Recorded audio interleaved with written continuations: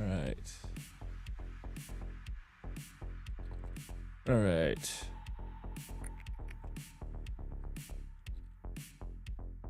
Welcome.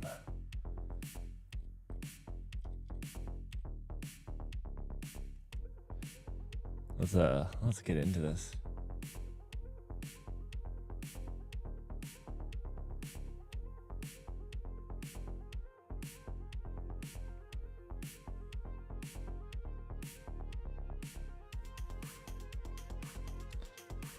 All right. Let's see.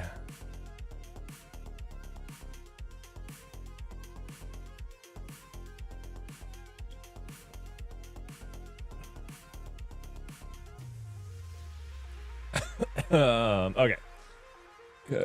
Let's see. What did I just do? I meant, you know what?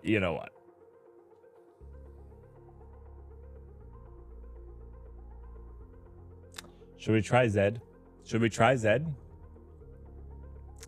I feel like maybe we should try Zed today.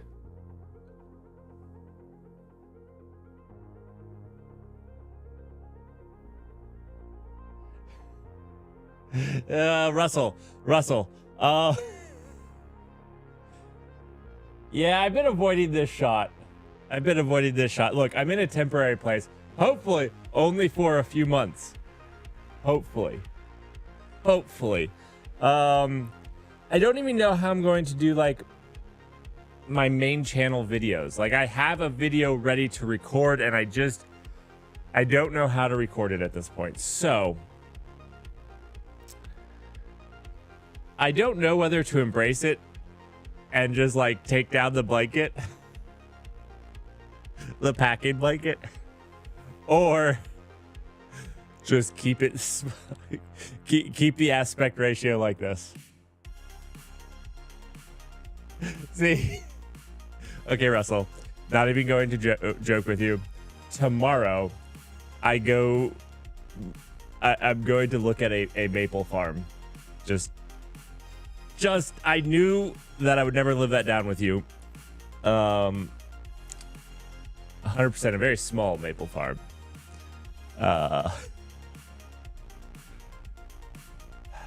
It's bringing the Canadian out in me. But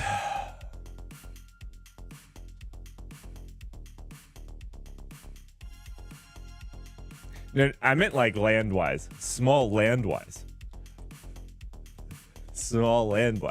not small trees.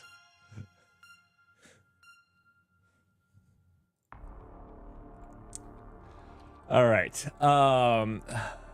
Should we give this a shot? Where's the saplings? Oh, I've been duped. Takes like, I want to say 20 years before a maple tree, you can tap it. Believe it or not, where I live is actually a big maple syrup area in the United States. Not as big as Canada, obviously. But Virginia, Kentucky, Indiana, Ohio, and New York, up through Maine. Pretty much, I don't know if people know what New England is, but pretty much New England plus a little south of New England is, yeah. It takes one California to burn it all down. Oh. It's not funny. Shouldn't have laughed. All right. I need to look up how to use this. So an interesting thing is, when in Vim mode, if you're over here to talk to your AI, it's also in Vim mode, which is a little weird, but it's okay. A little weird. I need to learn how to, I think I could just ask it questions. Let's actually try that really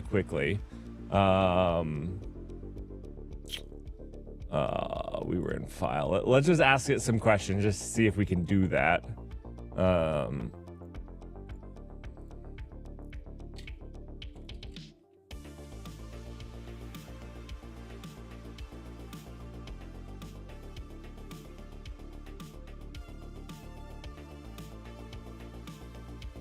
I don't get what's happening here.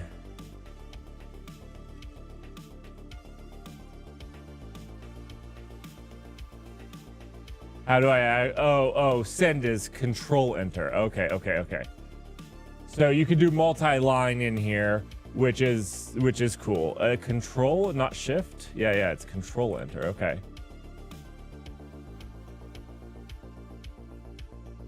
All right, this is where you have to like tell it what files. There's some commands.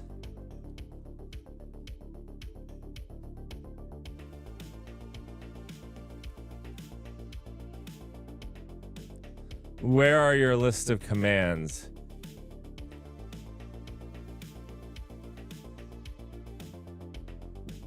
Why do I look famous? I just have a famous looking face. I'm not famous at all.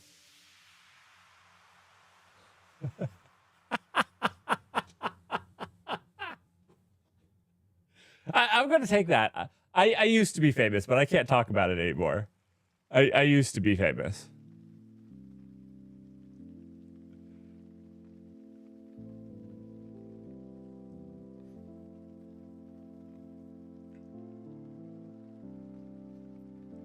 All right, where are your AI commands? I had those. I thought they would be easy to find, so I didn't like keep it.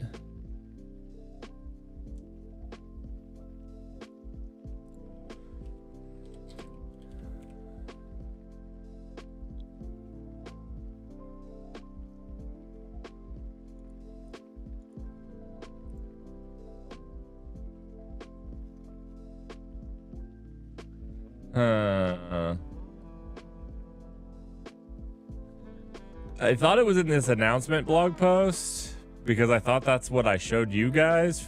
Ah, here we go. So /tab is the open tab. So it's of the specific file or tree of files. Okay.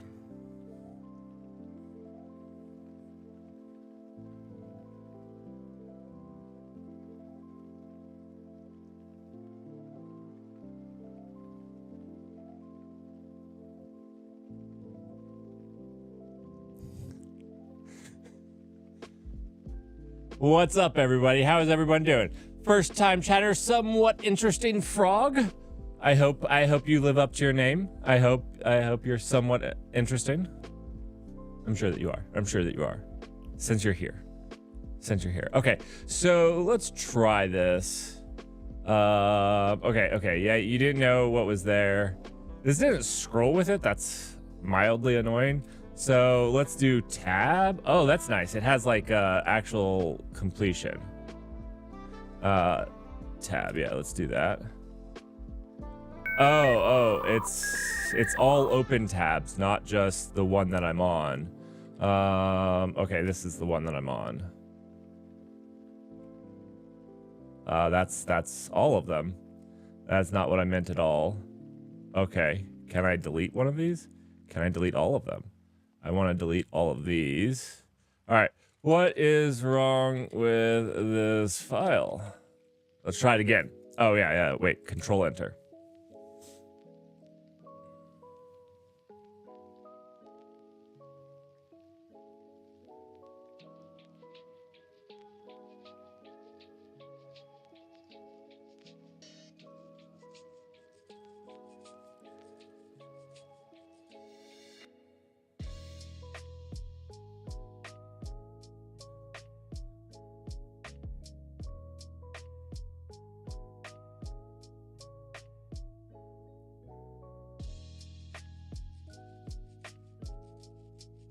Ooh, wait, is this true? I knew of some of these up here, but is this true? Well, and next segment, let's see this. It always returns an error. Next segment. Let's see. It does. Very good. Very good. Very nice. Oh, because we're just starting to work on this. So this is all in flux. Okay. So what we were up to,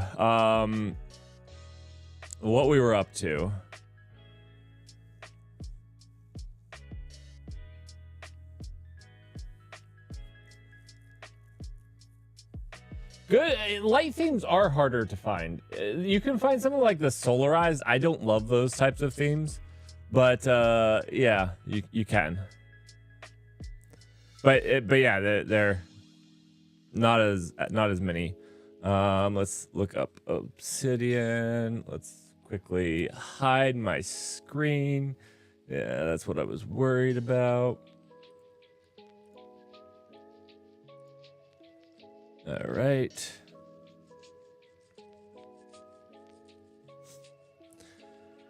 Okay, so what we've done so far is we haven't done a whole lot. So maybe we're not even ready for the AI to start helping us. What we came to was that we had a logical error. And basically what it was is we made this ring buffer like this that stored the file we were currently writing to. So basically this tracker tracked two things: what file we were writing to and what the index offset in that file was or is. So if somebody wants to write a chunk of data to it, they can at a very specific offset. Now, what I originally did, which was the bad part, was I used two atomics for this. I used this write index, which was the index to write your data at, and I used this current file index, which was the current location of that current file index was this index. It's just the index in the ring buffer, which we're just using a vec. To keep it simple, a vec of size 10 that just loops around. Now, the logic error here is you can't have two atomics be an atomic operation. And so what I mean by that is if I move to a new file, I cannot tell if my write index is of the old file or the new file, right? Because when I requested it, was that for the old file? But now when I go to write, is it the new file or the old file? Like, which one am I getting? And if I get the file first and then get the index, was the index for the new file or the old file? I don't know. Because one thing that, if you're new here, you must not use locks. So we have to do everything in this file safely without a lock. Monta, what's up? It's good to see you.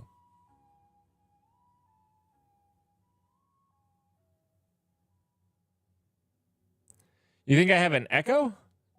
Do I? Do I? Nothing on my end says echo, and I'm actually monitoring the stream. I actually should get Twitch alerts in my headphones. I fixed that last night.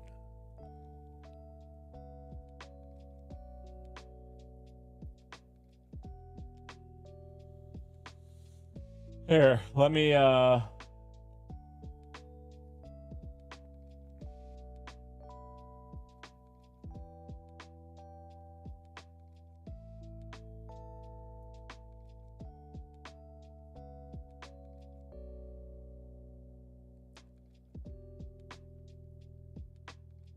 I don't know. How's this sound? Is this a little bit better of an echo for you? Should have had that on pad. Okay. Okay. We won't do that anymore. I don't know. I don't think I have an echo. I just checked everything.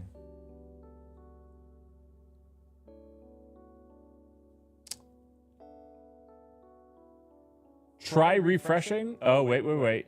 Maybe I do have an echo. Maybe I see something.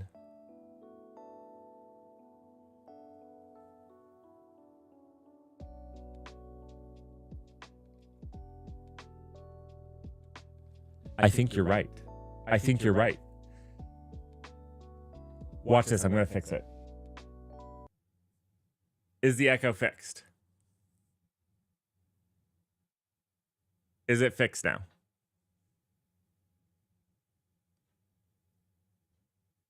Oh, this was just joking around. I mean, obviously. I have a pad to hit that I can do that. I mean, I can also do this if you'd like, and this, if you'd like. I don't think anybody would like that, but... okay, so what's happening? What's happening? I fixed it so I got Twitch alerts in my headphones by piping the audio from the streaming PC or the streaming Mac to my headphones. But what's happening is that's going full loop through. And there should be a mix minus that's keeping that from going full through. But obviously I'm wrong. Let me see if I can't fix this. Let me...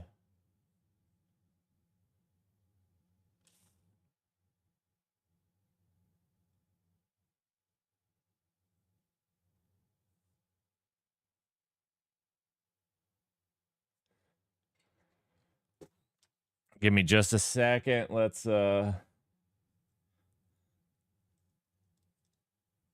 gonna play a little music from the Mac Mini. Okay.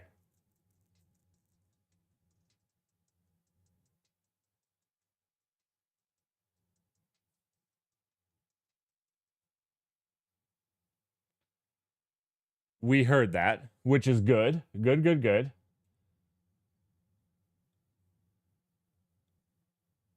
Now, I'm still coming through that, though. And I think that's why I needed custom. One second. I've almost got this. I'm not an audio engineer. Device configuration, outputs, routing.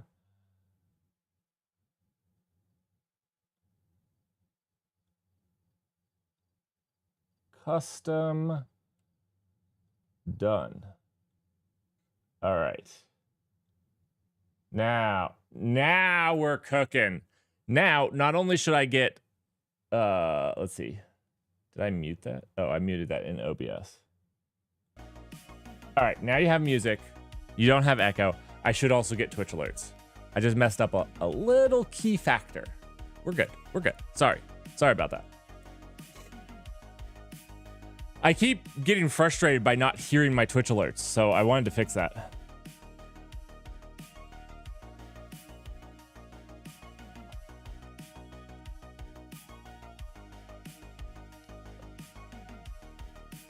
All right. So, oh gosh. I have this little itty bitty desk in here, and not everything fits on it. So that was the logic error that we ran into, that I made. I can't have two atomics.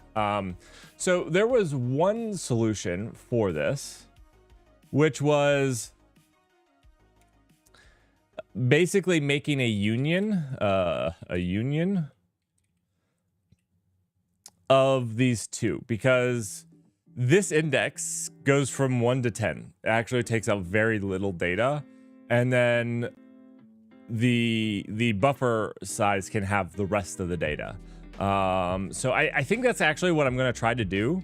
I've never done a union in Rust, and I meant to actually test it out before the stream, but didn't do that. So that's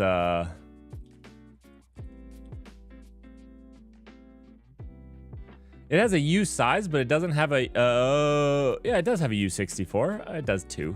Okay, I thought it did. The AI was just a little dented. Okay. No problem, AI.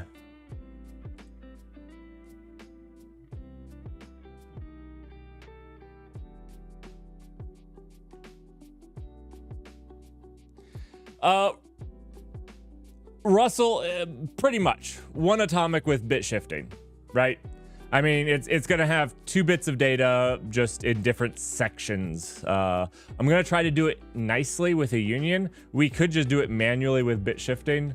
Yes. There's a weird debate going on about whether an index is a pointer or not. Who's having this debate? Where is this debate?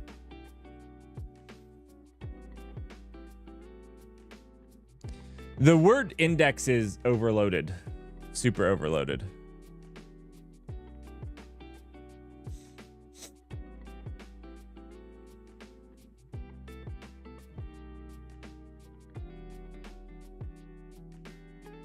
So my answer would be an index is just that. Look, software engineers are obviously horrible at English. We use the word sorting when we mean ordering, and we use index for a lot of things. Let's do this. Define index. All right, let's just understand what the word means, and then we can apply it appropriately to all places. An alphabetical list of names, subjects, etc., with references to the places where they occur, typically found at the end of the book.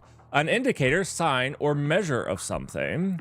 Record in an index. The link the value of automatically to the value of a price index. Okay, so what this is meaning here, an indicator, sign, or measure of something, but with here the references to the places where they occur. So basically an index is a place that links to a reference where that thing occurs. So when you're talking about an index in a database, you're probably talking about a binary tree, not a pointer. And that is a link to a reference to a place that occurs. Now, a pointer is also a type of index. A pointer is a link to a place, a reference to a place where that data occurs. So I think it's not wrong to consider a pointer a reference because it is what the dictionary defines it as. And that's what common English would define it as. Now, I think it's a little confusing if you refer to pointers as index, but if you say that a pointer is an index, that's fine. Calling them indexes would be a little confusing because indexes have a broader meaning, whereas a pointer has a very exact meaning. So what I mean by that is you can say that a pointer is an index. Actually, I'm going to do this like this. Is an index, but not all indexes are pointers. So if you just say the word index, it's vague. It doesn't mean, are you talking about, and this is what I said at the very beginning. It depends on your context, what you're talking about, on whether that's a true state, So yeah, there's a lot of different types of indexes because it's a broad category of things. There you go.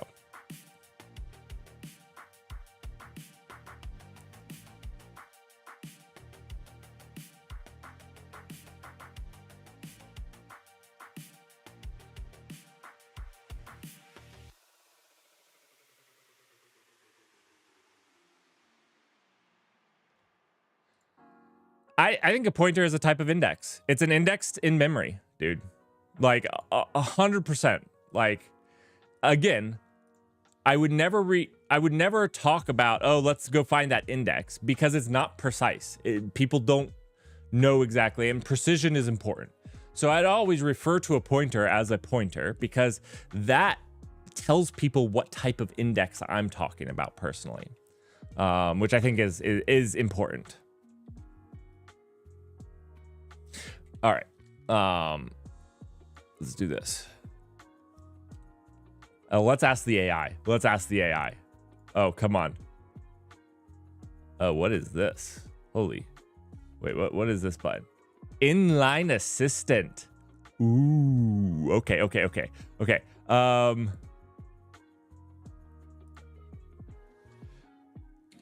I think we could do, what is it, like this? Union, yeah. Union,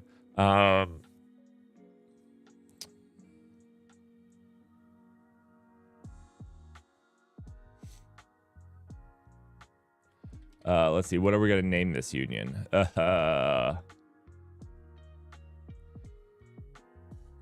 Indexes. Is it ES or just S for indexes? I'm not entirely sure.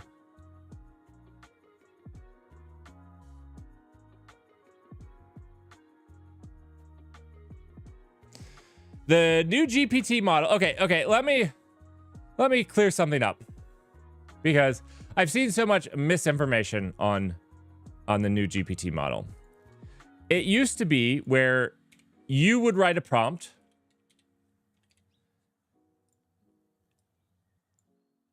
it would give you some garbage out, and then you would be like, well, that's not exactly what I wanted. Let me ask you something to follow up on that. Follow up question. So, and let's put these as green. These are you, and blue is the AI. Okay. Now what happens, for better or for worse? I actually think that it's improved some things and made some things worse. Like, the hallucinations are actually worse. Because what happens is...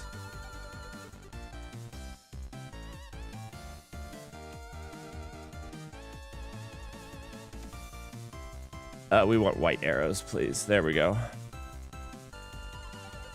It prompts itself. It's the same model. It's the absolute same. Well, I can't guarantee that, but from everything that I've read, it's the exact same model. It's just prompting itself, trying to refine the things. And I'm sure that they're doing some intelligent things on the back end where they're like, okay, if you see this keyword, rag it with this and prompt with this thing to try to do it. But this is why the hallucinations get worse. I know that they do this to try to get rid of hallucinations, because what happens is if you kind of take the average of all of these things coming out, you'll get hopefully the most sane thing. But the problem is they can take a very weird turn, as far as I've seen.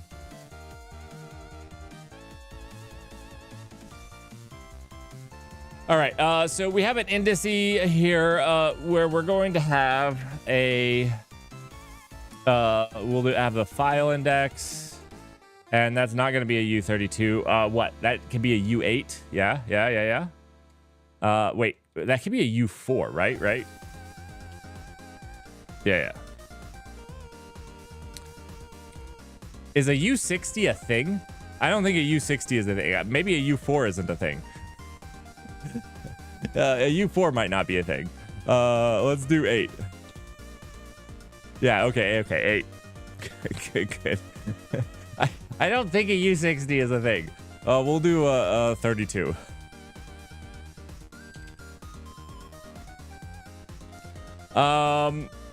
What does this put us?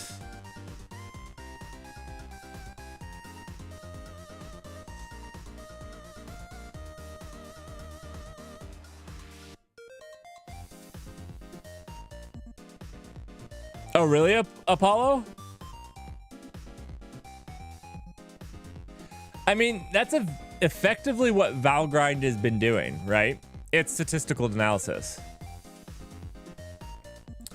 Oh no. A somewhat interesting frog. Did I miss your... I should have gotten the sound. Did I not hear?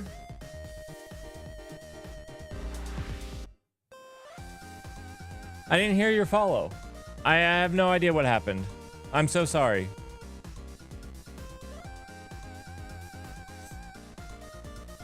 All right. If we need to store more than a U32, we can manually bit shift. So this is going to leave This is gonna leave this is gonna leave some data on the table, right? Because we have a U64 of data. Oh, you guys got the sound? I just didn't get the sound. I thought I fixed it. So, like, watch this. I'm gonna play sound from the Mac. Let me pause the music over here. Where is my music? You know, I just mute it here. Okay, watch this. I'm gonna play music from the Mac. Yeah, I hear it.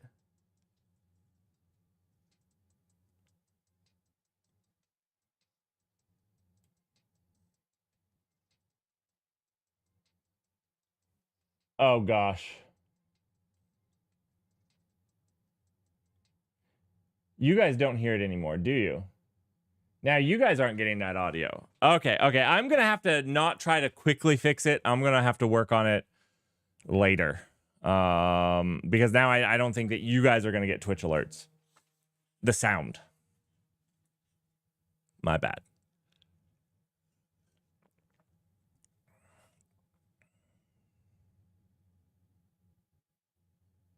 No. You can see them still. Yes. You should see them. You just won't get the sound. The very annoying sound. I don't know who recommended that sound.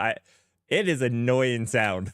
Holy crap. I don't know what state of mind I was in to accept that either. We might have to make updates to that.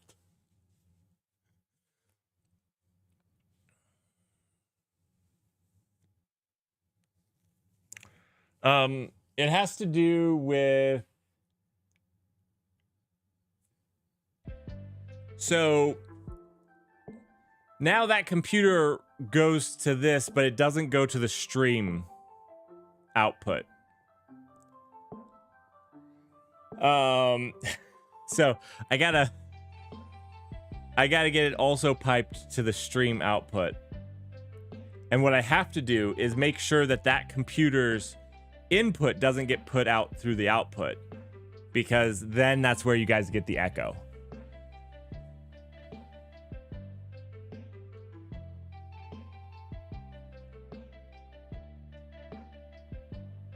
It's networking 101, but with audio instead of IP. All right.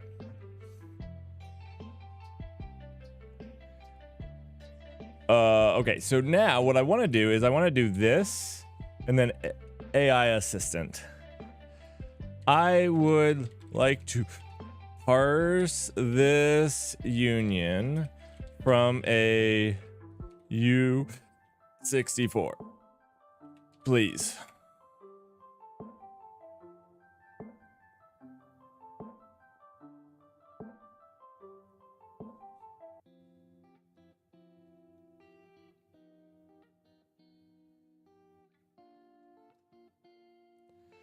I'm not sure what this did.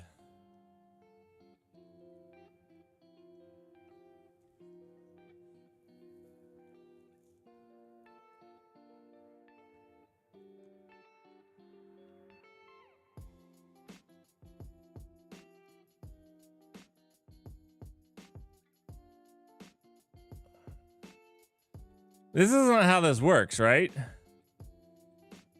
Like, it just made a tuple. Is this how it works? I have no idea how Rust unions work.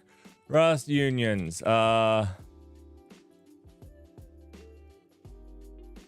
union, U32 and F32, the key property unions that all fields of a union share common storage. As a result, writes to one field in a union can overwrite its other fields. Right.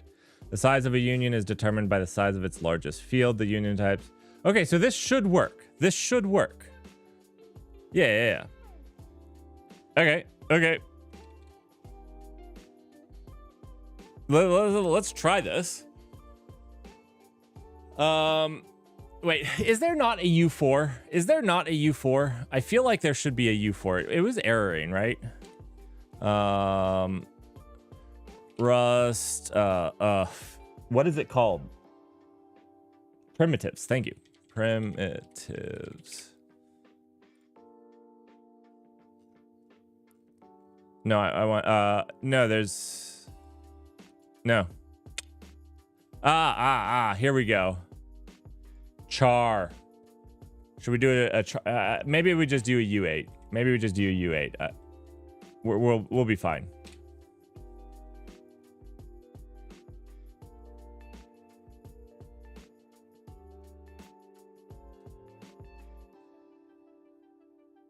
I think it was you, Russell, by the way. A U4IA? What? U4IA? We're just sticking with a U8. It's a waste of space, but it will be okay.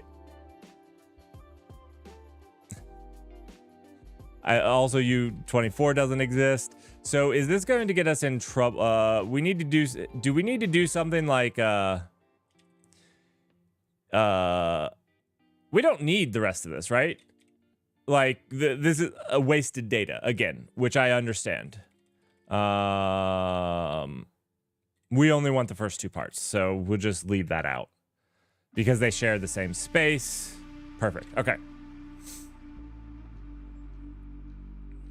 And again, I think if we want to get real, if we want to use all of the space, which I'm not too concerned about, we can actually manually parse this. So we parse the first 4 bits, or first 4 bytes, and then, you know, the rest. So this should be fine. Okay.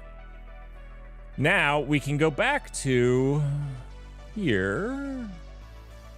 This is where we were starting to realize that we had made, you know, I'm going to say we. Well, I'm all for sharing blame. Sharing the blame. We made the logical mistake where we used 2 atomics. Do you know what? Let's go ahead and just delete both of those atomics.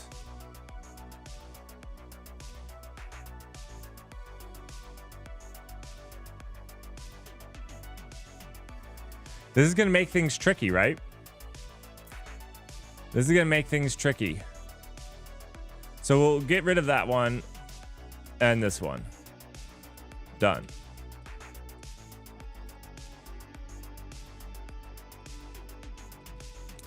Let's add something here.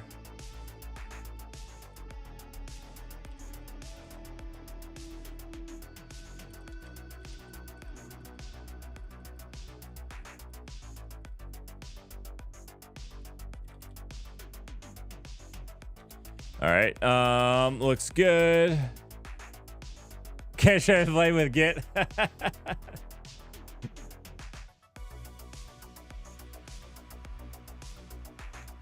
Did I just undo all of that?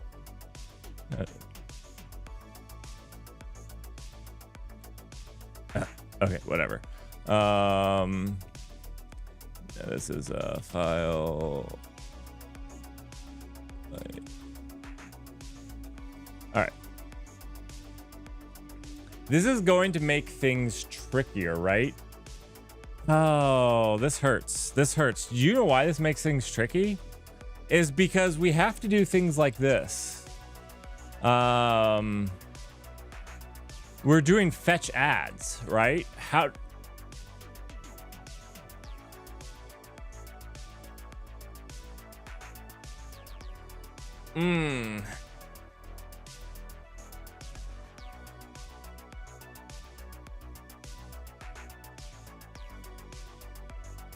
How do we do a fetch ad?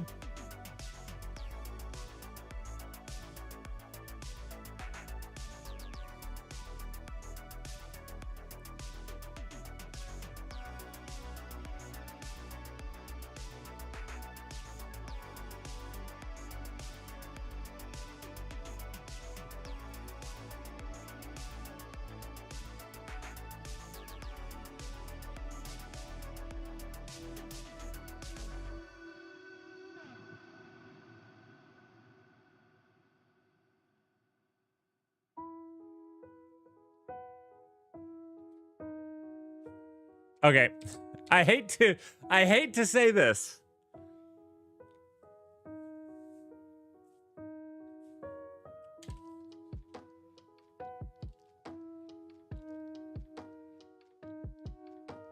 I hate to say this.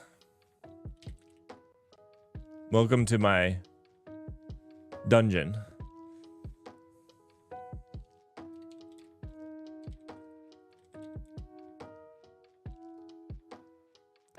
No, shift operators won't work, right?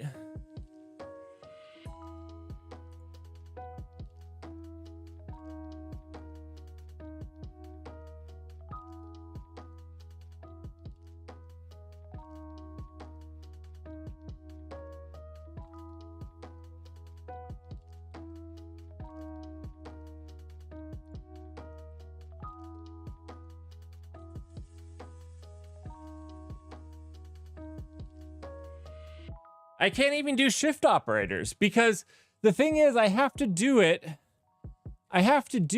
in this function. I need this fetch add, which basically gets the current value plus adds in one operation, so it's thread safe. I can't get it and then do the operation and then load it because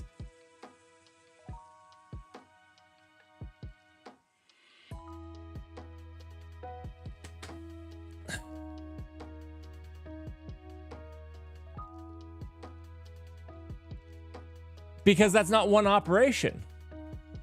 That's the problem with this. It's not one operation.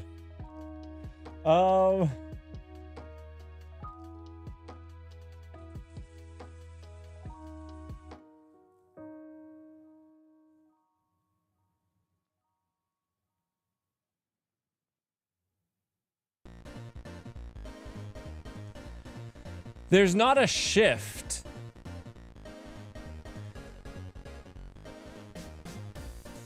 Oh, if I shift size. Oh, I see. Oh,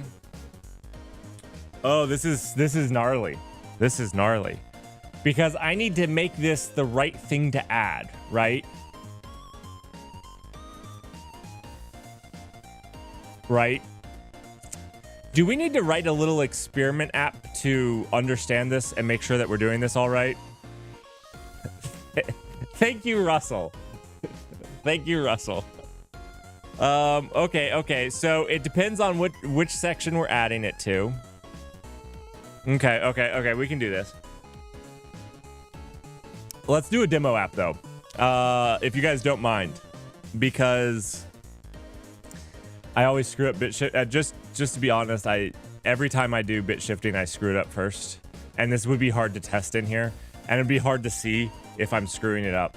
So I'm going to do that if you guys don't mind. How to open a new project. What? No. Home code. Where's my temp folder?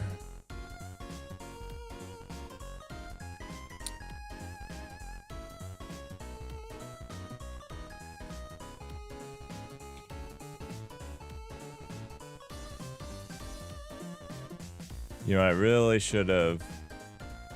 All right, let's close this. Let's go over here.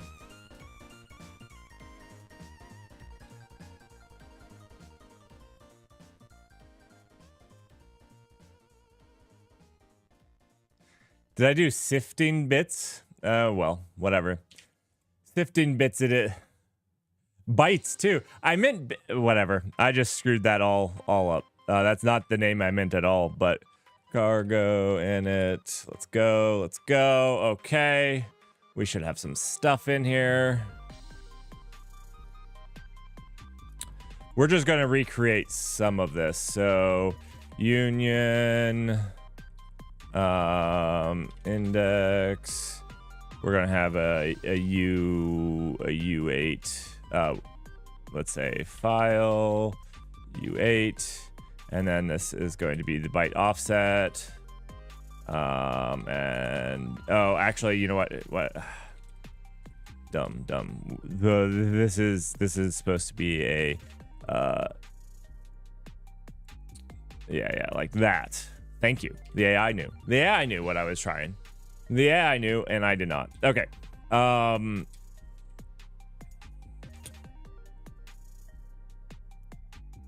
U64, U8, U32.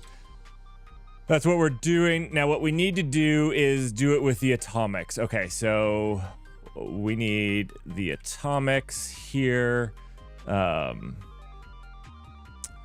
Let atomic U64, 64 equal atomic new. Does this not auto import for me? No, it does not. Come on, come on. You can do auto imports, right? You can do it does auto imports, right? I think it only does the imports if it's not the AI suggesting it. If it's like the I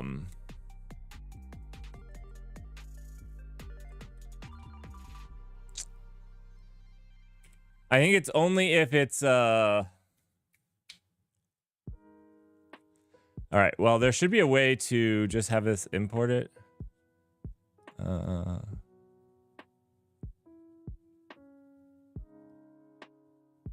I know how to do this in Vim.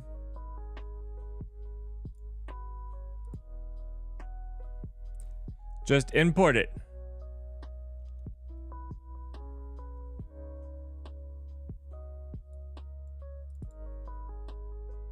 I just, oh, I can copy that there. Thank you.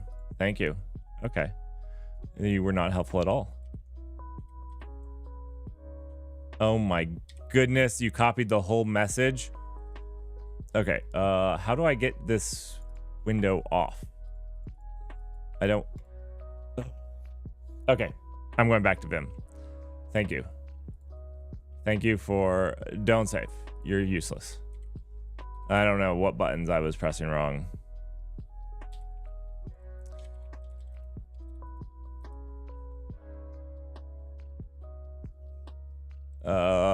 The sifting bites. Fantastic. All right. Whatever. All right. Watch this. Auto import now works. Fantastic. Cap Muffin, how are you doing? Shoving bulls. Okay, look, I was just going quickly. All right. Oh, let's see. Let's see. So what we want to do is we want to set this to something. Let's do this. Let's do this. Let index value. We're going to set this to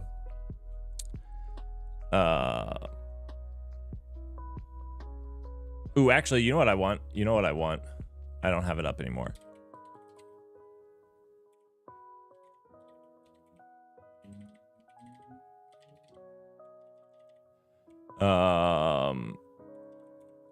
I want these functions right here. Yeah.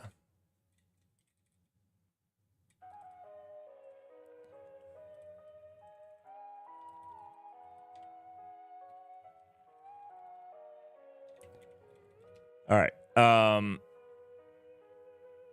We'll rename this to indexes.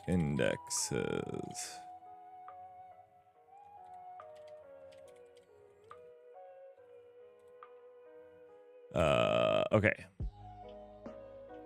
And then this is supposed to be values. Value, maybe value. It's good. Okay.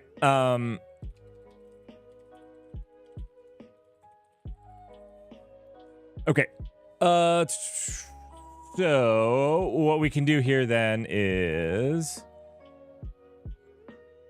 let's delete this. Delete this. And then we'll just do indexes, new.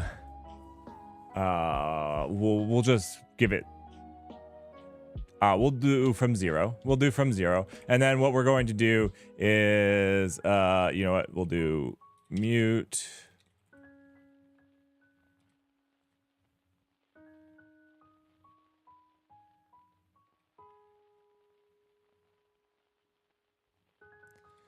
We'll do mute.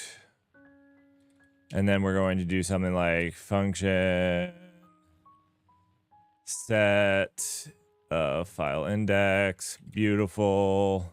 Then we're going to do function set file byte index. Beautiful. Wonderful. Wonderful. Okay. And then up here, we can do what I was originally wanting to do was set file index.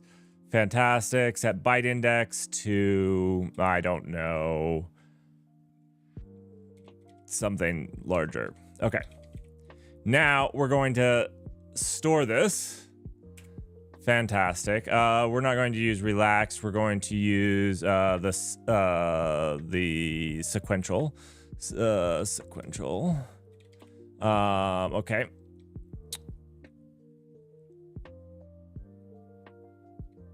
Oh, access of union is unsafe. So all of this is going to have to be unsafe. Fine.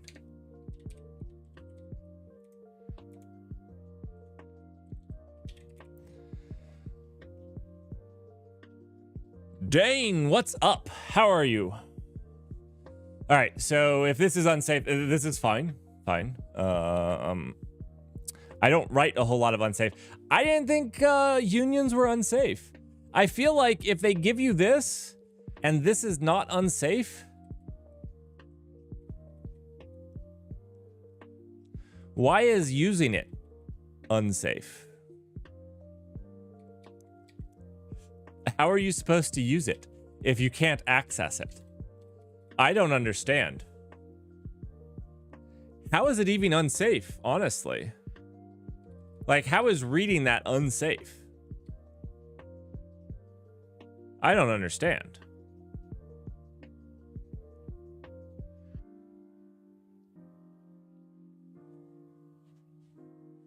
Maybe some things in life aren't meant to be understood. I don't know. Okay, so we're going to store this value, and that's great. But now, let's do a fetch load, where, or fetch add, where we have to bit shift this. So we want to stay, you know, I'm going to put this as 5, just so it's not like a, you know, 1.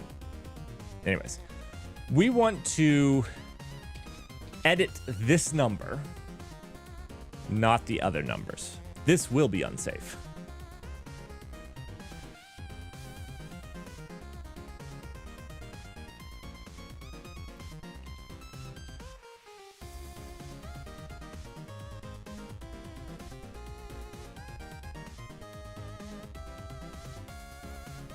All right.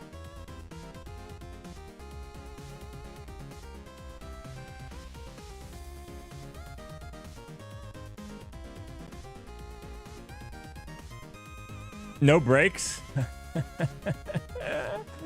Okay, this is gonna hurt my brain. Okay, so we need to edit this number, which is 8 bits or 8 bytes in, right?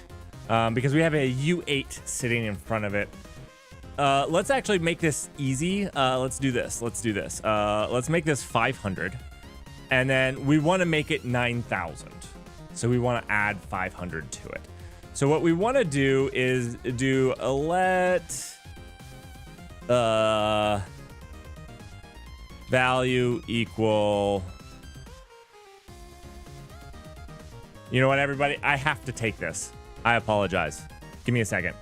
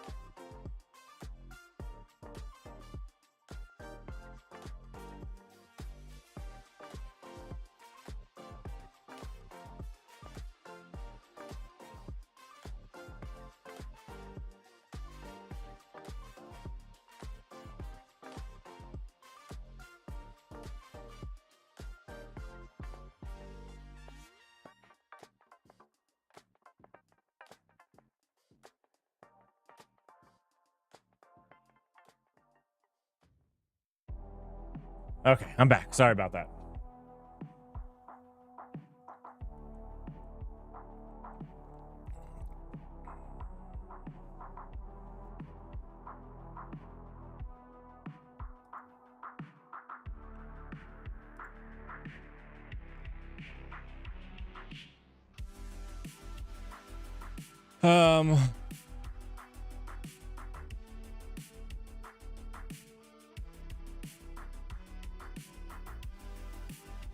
What were we doing? What were we doing? Okay. So, we were bit shifting. Fantastic. Let's get into it. So we're trying to set the byte file size, the byte index. Thank you so much for the follow. Sorry you can't hear the sound. There is sound for you, but you can't hear it. Maybe. Could you hear it?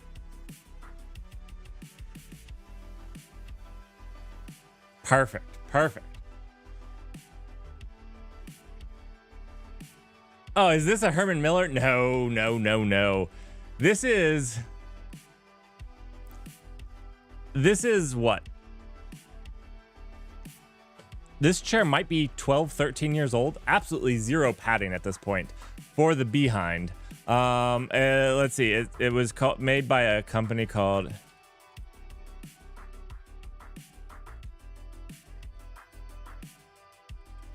I think Autonomous AI. Yeah. So they make like standing desks. All right. It's this chair. It was, maybe it's gotten better. Because it was cheaper. It was cheaper when I got it. I think I got it for $200. I want to say that I got it for $200. It's not a great chair. So I think I got it when they first did it. Maybe it was an intro price. I'm not sure. I want to say I paid $200. 200 was, I think 199 is exactly how much I paid for it.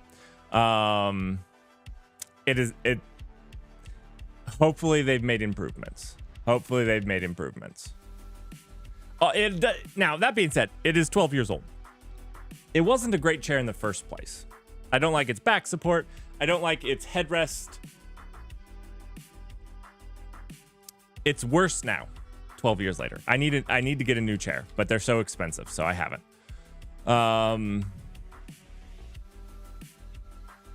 So we want to shift this. What? We want to shift it 8, right?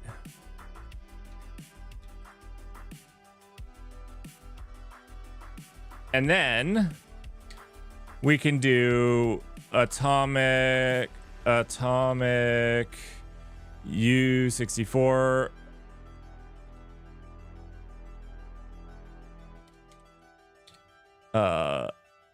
Fetch. We could do it instead of doing add. We could do. Ooh, I don't think we want to do an XOR. Right, because then we could, no, we don't want to. My brain would hurt worse, and I think that would be harder to read. So then we could just do an add value. That looks fine. Okay, and now we should assert equal.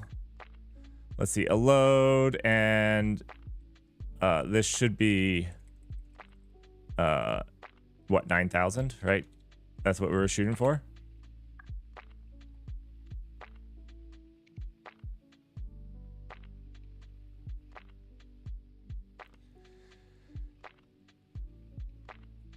Mostly Moxie, thank you so much for the follow, by the way. Yeah, I probably should get a new chair. I should probably get a new chair. They're just so expensive.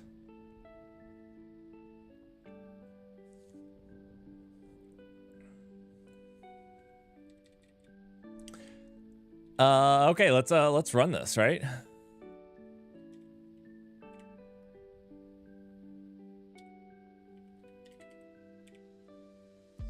Sifting bytes.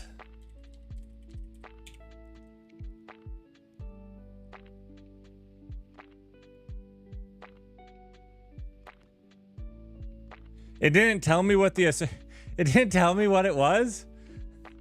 Oh come on. I could have just printed it then. Huh.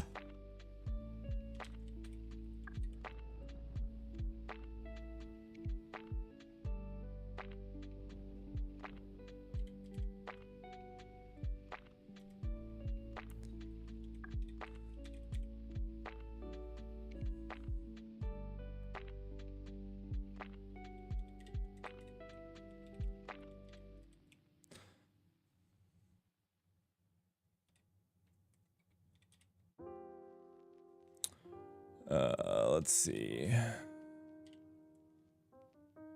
Wait. This is misspelled. I think atomic.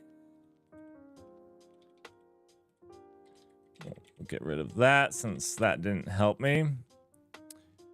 Oh, wait. No duh. No freaking duh. Because we can't check the whole value. I'm like I said, I'm bound to mess this up very badly. Okay, no duh. Okay, so then let's do this. Atomic, let's do... Can I just do it in line here? Maybe I can. We just need to get not the file index, the file byte index. That's what we want. And we're gonna have to wrap this in unsafe because Rust does not like unions. Basically, you can create a union without the unsafe word, but you can't use it. File byte index. Good sir, there is a file byte index. Oh, I'm just loading it. 1 second. This is actually dented. What I need to do is basically let x equals atomic load. Thank you. And then I can do there we go. I don't really even need, I can just do new, right? I can just do new. I don't need the parse. I don't know what dented AI made the parse, but whatever. And then this, we can get rid of this and make this just index. What? No. Index dot file byte index.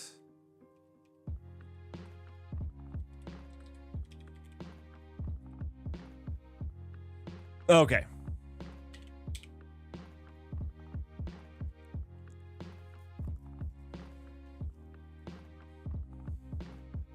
Did I shift it no, I shifted it the right way, right?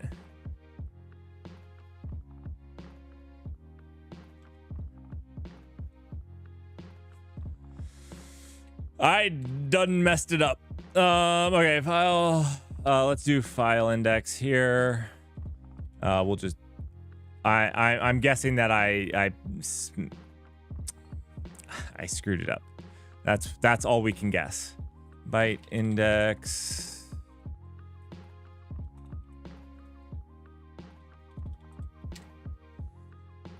File index.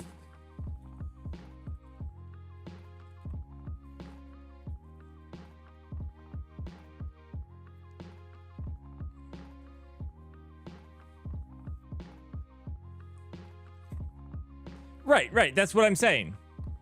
You cannot use a union without unsafe code.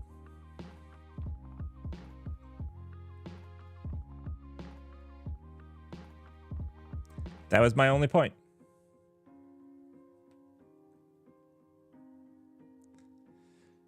And the weird part is, though, this should be safe. There's no way for this not to be safe. You could guarantee these because these are just values, right?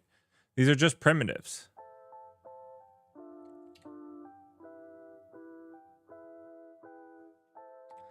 So there's not like an uninitialized state here, right?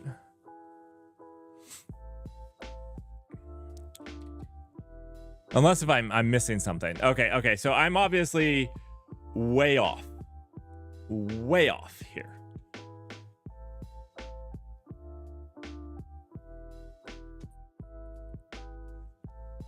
The union is working right, though. The union is working beautifully.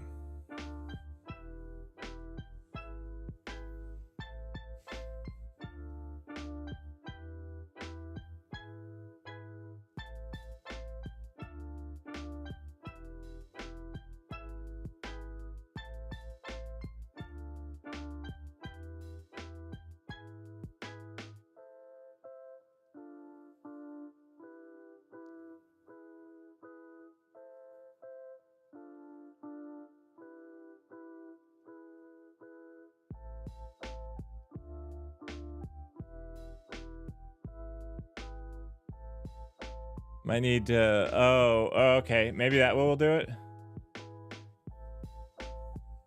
Okay, but this is failing. This ad is not right.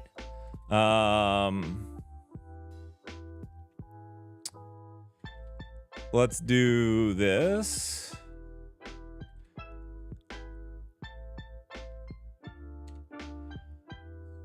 In this unsafe here, we're going to just print line, and we're going to say init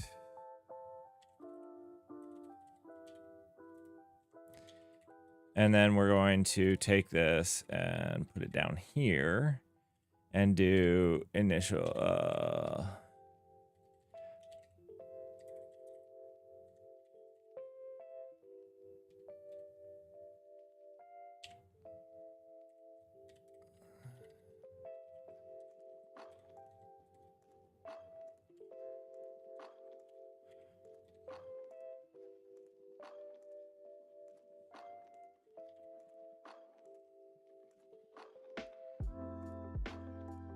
so I overshot, right? I think that's my...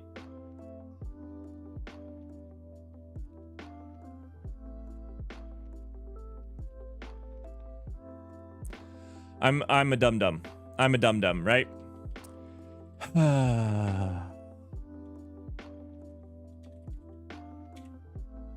I don't know why I quit. I'm not that confident it will work. Yeah. Okay. We hit the file index.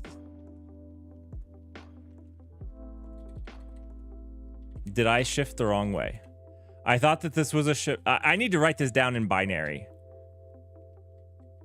All right, so if I remove this altogether, right, we're going to shift the file index up.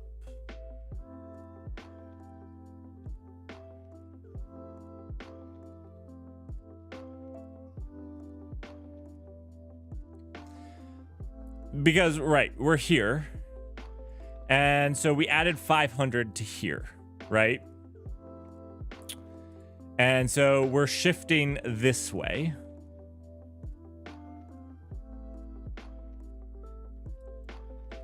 Now, why not shifting at all is it 249?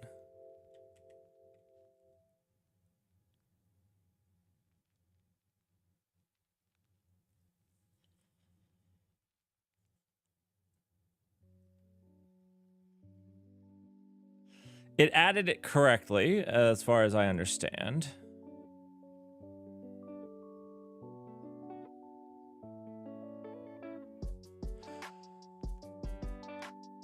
That's not over. Oh! It is an overflow, isn't it? You're good. You're good. Thank you. That makes sense. I was like, let's do a smaller number just to validate what we're seeing. But you're right. It's an overflow of the U8. Beautiful. We added 5 to 5. It's 10. Fantastic. Okay. Now, we're going to shift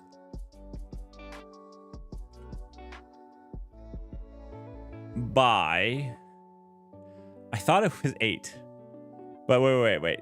This is...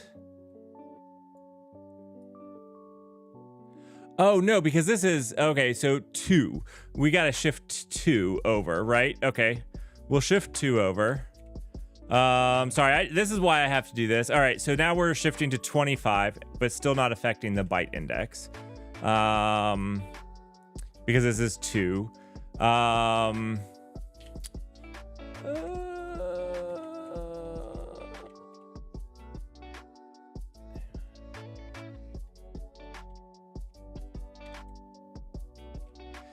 So is it not 8? I thought it was 8. 8 does shift it, but it shifts it into oblivion. So now it's not affecting this, but it's not affecting the byte index either.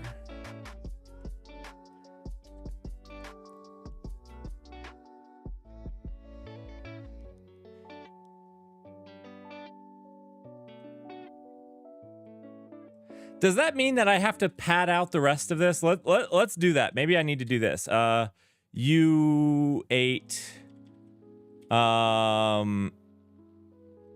1 second. How do I fill out the rest of this? This is U. Oh dear. What did I press? Let's see. We have a 32 plus an 8. Okay, so we need to make this a 32. So let's do a U16 and a U8. Right, that should be, yeah, okay.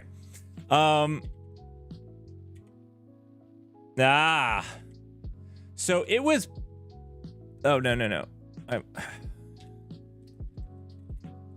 It was putting this U32 somewhere in there? Okay, that's weird. So if you don't pad the whole thing out, it's going to... Interesting.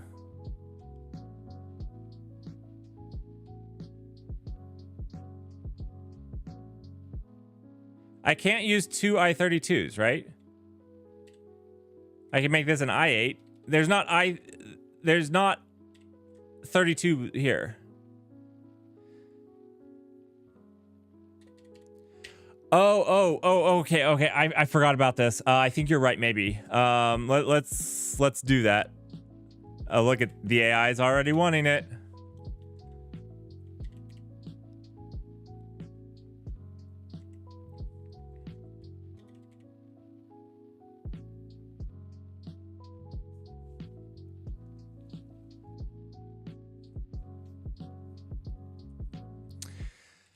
I want to affect this one. And this is very weird because I thought that these would be at the beginning, like these parts would be at the beginning of the U64. But check this out. If I don't have these, all right, if I don't have those, check this out. It doesn't touch this at all. But if I pad it out, it does, but it's not correct, right? I'm adding 5.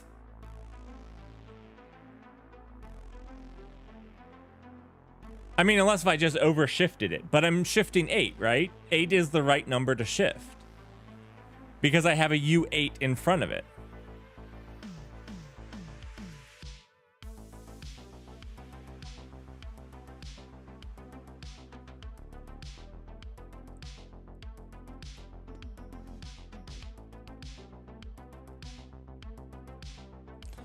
Why should it matter if it's fully packed, right?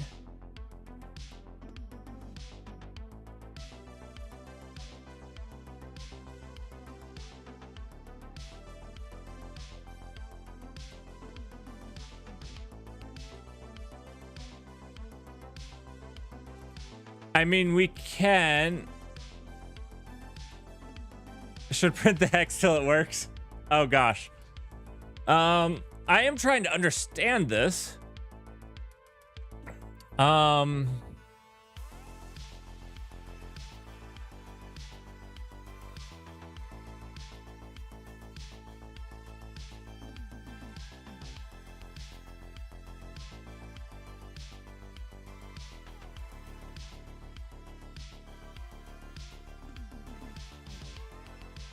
Okay, but I'm not using these. These are dead. So basically this is, I mean, we can switch the smaller for the larger here.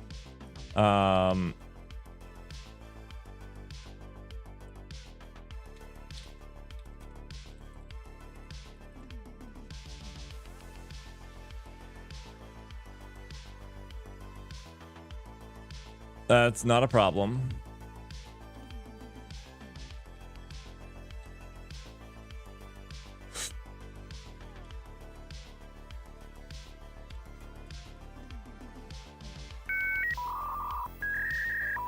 KT574, thank you so much for the follow.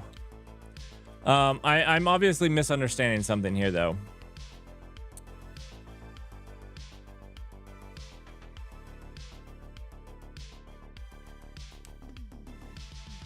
It's swapping the full 64 bits, doing a CAS, I suppose, and those not padded won't be initialized, thus fail the compare.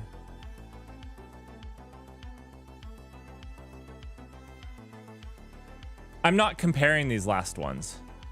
These aren't initialized.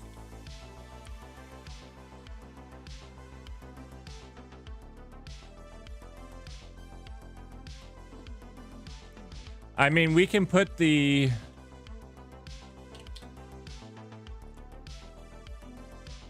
I'm just gonna make it a U16.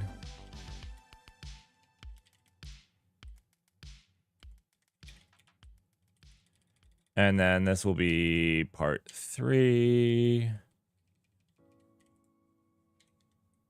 Part 2.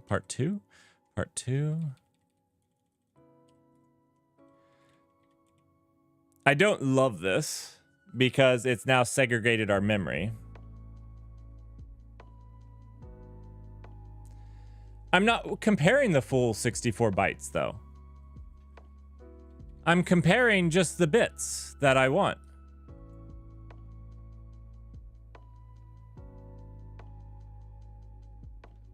These are just zeroing in on the ones that I want.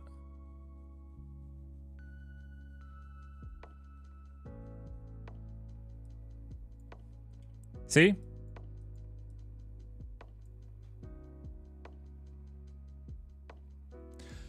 Oh, the compare and exchange. I'm not using compare and exchange. I'm using add. Fetch add. Oh, okay.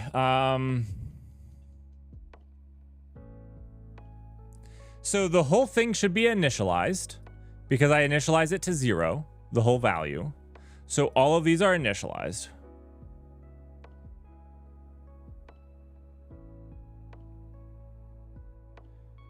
You're gonna have to say more than like won't work with the other aspect because I don't know what other aspect you're talking about. Sorry.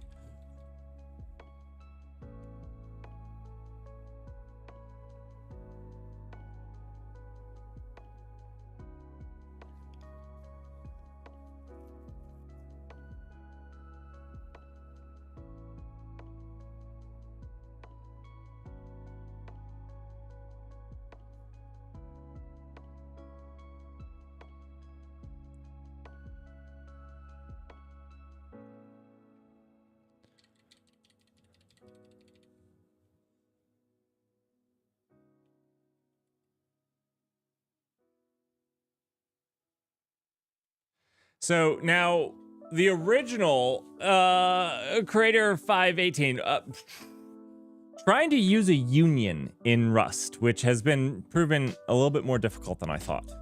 I'm trying to use a union in conjunction with an atomic to store 2 distinct values that I could update at the exact same time. That's actually what I'm trying to do. The full master plan there.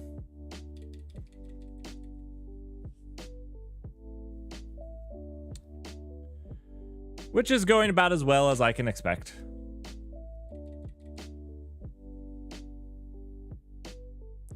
The problem I'm running into is I don't understand enough of what's happening. So I'm just going to play around with this a little bit. I'm trying to read chat, but chat... Oh, okay.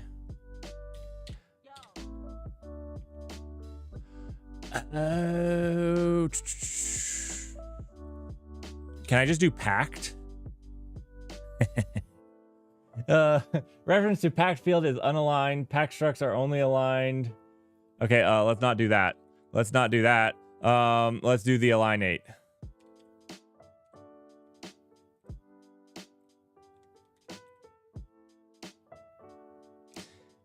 Is that gonna fix it? Oh, wait. I've all screwed it up though, because now I've got it. I do no shifting. If I do no shifting, let's do this. Watch this. If we change this to 500, we will change the file byte index to 9,000, which is what we want. All right. So, boom, 9,000. Perfect. Now, if we want to change the file index, we need to shift it 3216. So we need to change it. What's 48? Yeah. Did you consider the ending in S? I believe I did. Because, like I said, I understand how this gets updated, right? I believe I did. Beautiful. 10. So it was the align 8. The freaking align 8.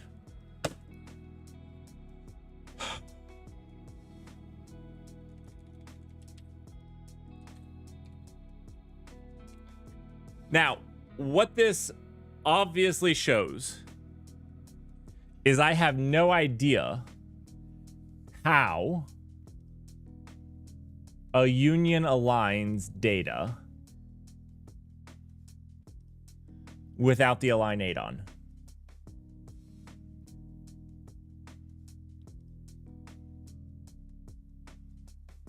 What's your comment, Dirk?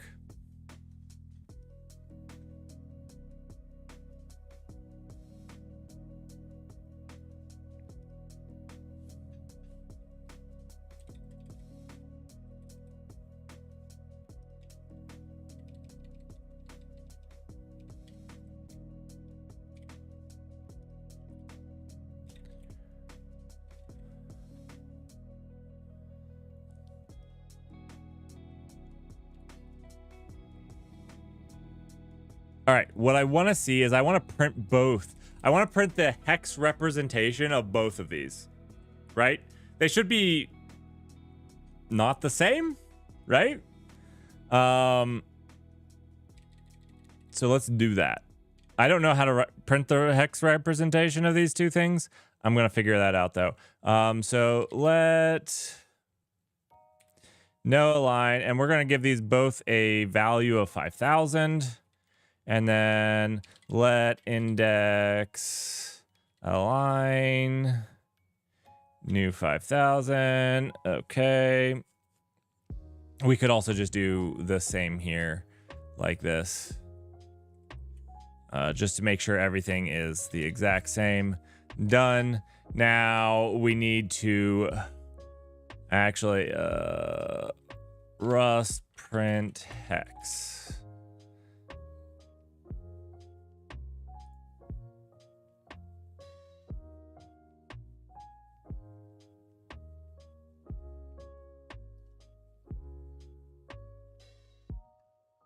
Okay, this is fine. This is fine. We'll just use this.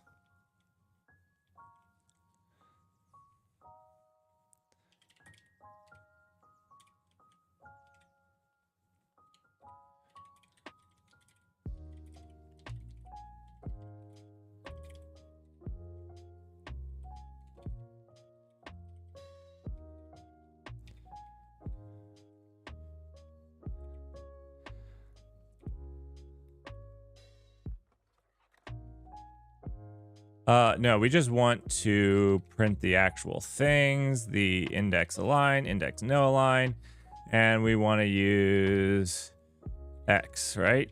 That's what people were saying was the magic. Yeah, just X. Okay.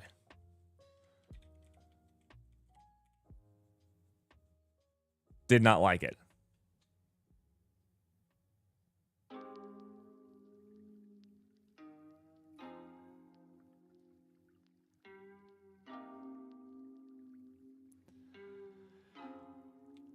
I can just do value. I don't know. Because that's not the actual... Not the actual union type.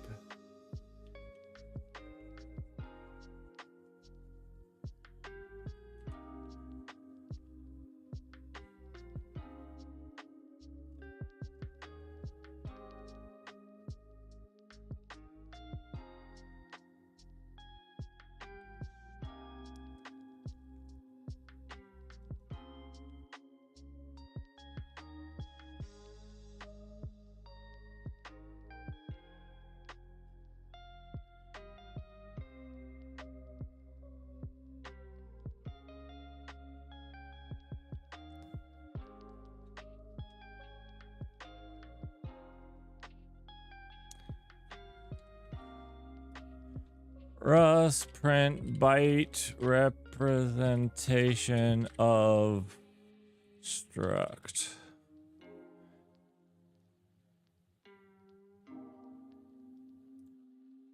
This is what I want. All right, all right. I have to find myself wanting to know a struct is laid out in memory. Unfortunately, there doesn't seem to be a good way to get this information without adding annoying compiler flags. I'm fine with that. I'll do the annoying compiler flags.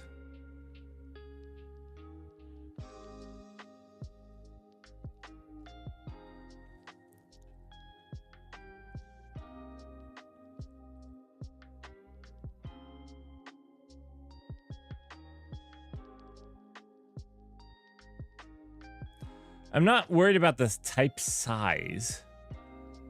I'm wanting to print how it's laid out in memory.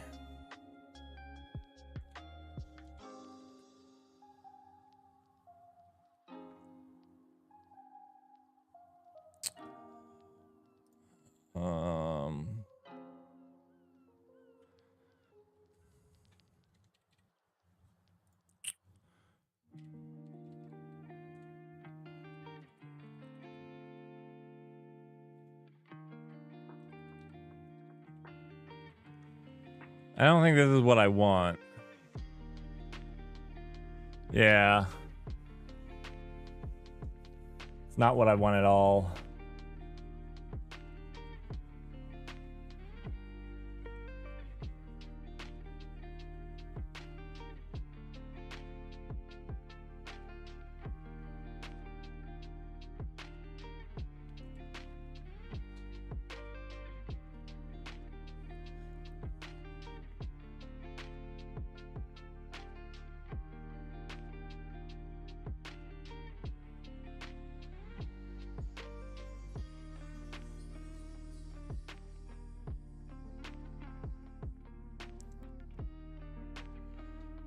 All right, let's try this.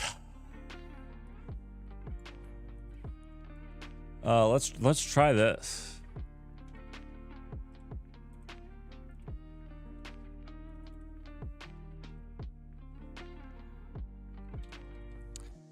Can we just do this? Let's do... I don't know if unions are the same as struct, but we'll get memory of this.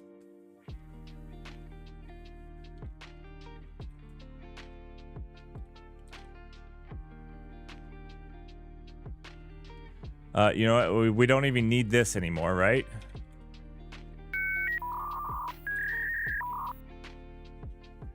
Maybe we do. Thank you so much for the follow. There's a custom story I wrote just for you. Just for you. Arguments to this are, oh, consider borrowing it. Okay, I will borrow you. Done. Okay, can we do that? Nice, nice, nice. Get memory. Let's borrow that one too. And end it. Beautiful. No. Oh, let's see. Let's see. We need to update this to be that. Unnecessary, unsafe block. Cool, cool, cool.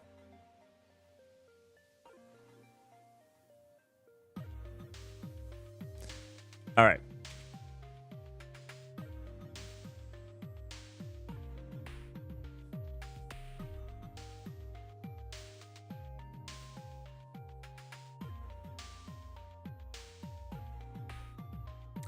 Thank you, X Alomilo. I'm terrible with names. Thanks for the follow. What's good, Merrick? I don't know. Not what I'm doing right now. I have no idea why these are the same. I didn't expect them to be the same. But I guess this is really... I could have expected this. Because it's about how... the byte representation. I was hoping that this would show me the byte representation.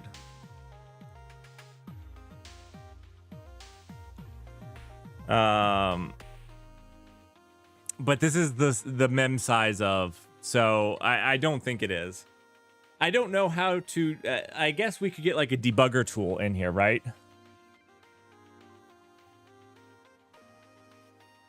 To get like the memory layout of this. I need to dump the memory as it's running, I think.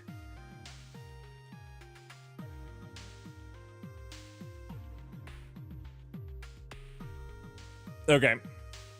Well, that makes me feel better because guess what? That means that my bit shifting was on point and it was just this align 8 that I was missing.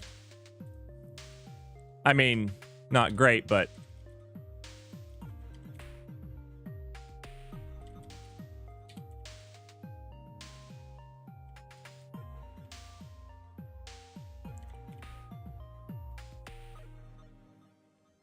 Okay. Done. Now, my question here is I'm going to actually change this up. Do I need to pack it if I do the align 8? Because the packing's kind of annoying, to be honest.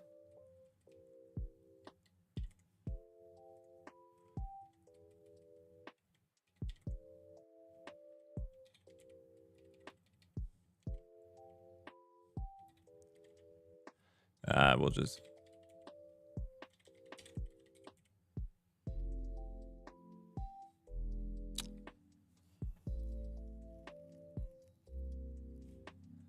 I don't remember. I don't think that's right, is it? I don't remember. Yeah, we're adding 5. Oh, we're shifting 48. Of course it's wrong. Of course it's wrong. How silly of me. We should just shift it 32.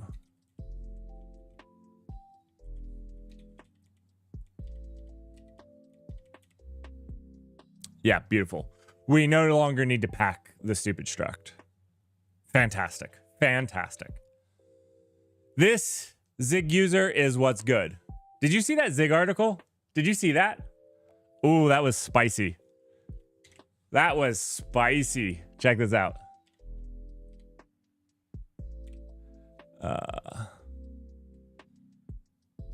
Let's see. Where's the blog?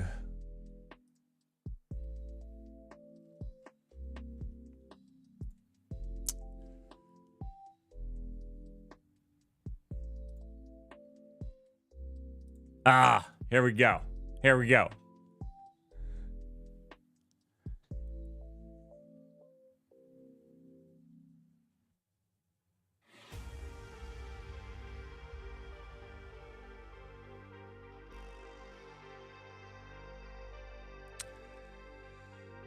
That's a lot.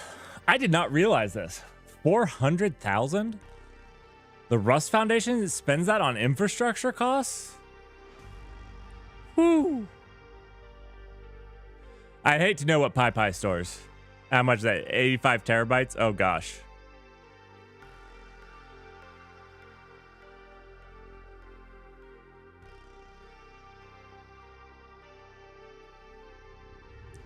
Yeah. Sorry, your username just reminded me of this.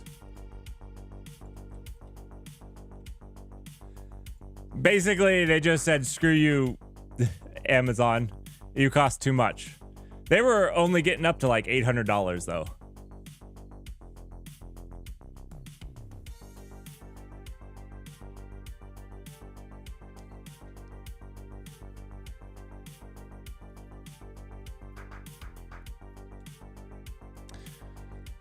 All right. What I want to do is I want to encapsulate the bit shifting logic so we don't have to do it, right?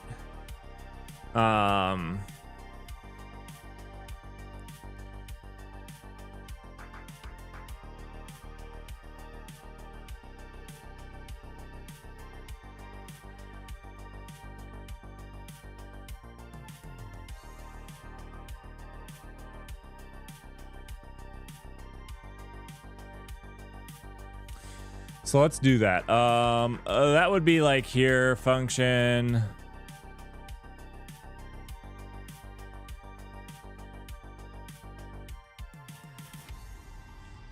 Add.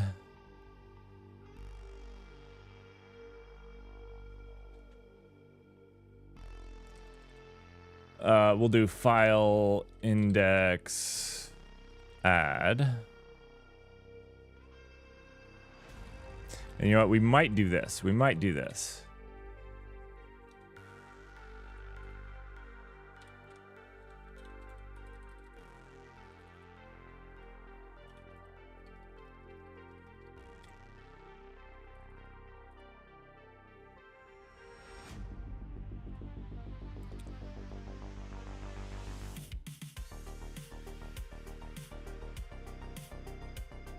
So in this, we can't do this. What we need to do is we need to do let v equal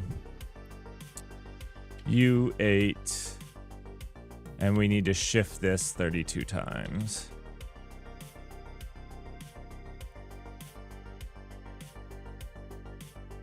I said u8, I meant value.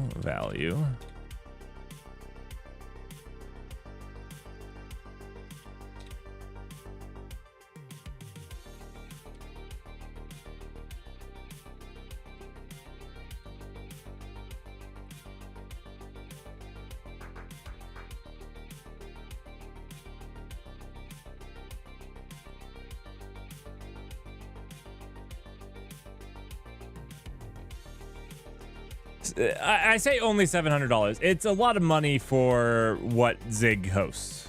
I think that's the point. I think they got it down to like 36 pounds.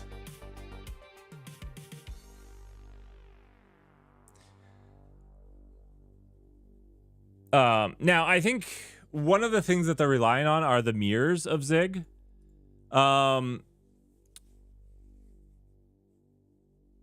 Which is good. I mean, like the Linux kernel has relied on this and whatnot, because one of the things that distributing around the world could be difficult.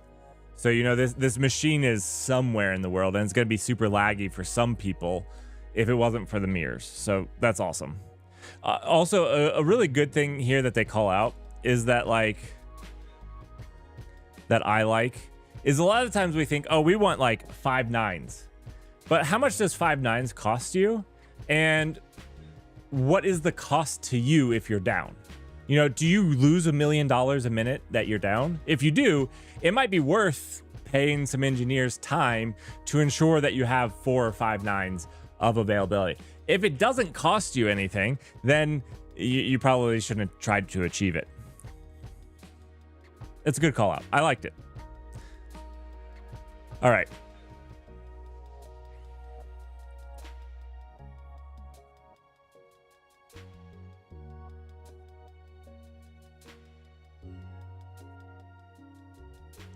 I don't know what this is. This Hetzner.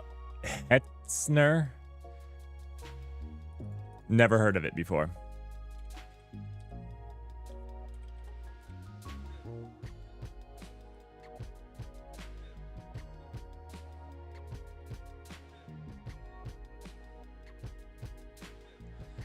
A Singaporean data center? Is that their only location?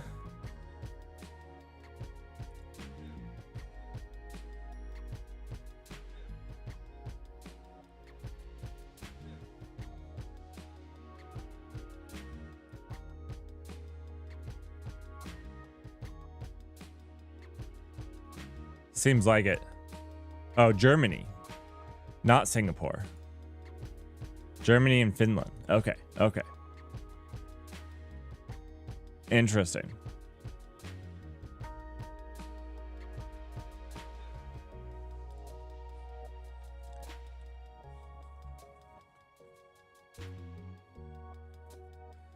All right.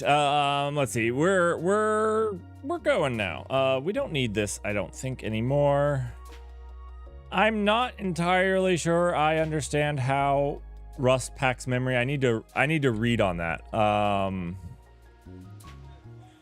Obviously I misunderstood. I'm accustomed to C, I guess, how C packs memory. So Rust obviously doesn't do it that way. I wonder why. I'm sure that they why does Rust not pack memory like C?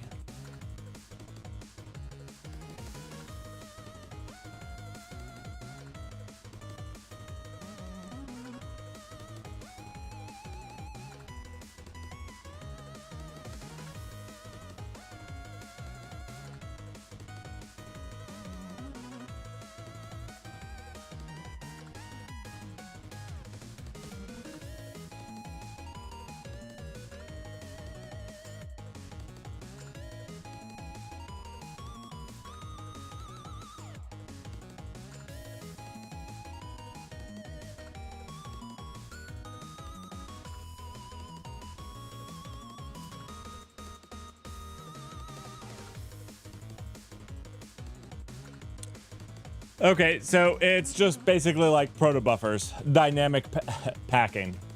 Okay, okay, that makes sense.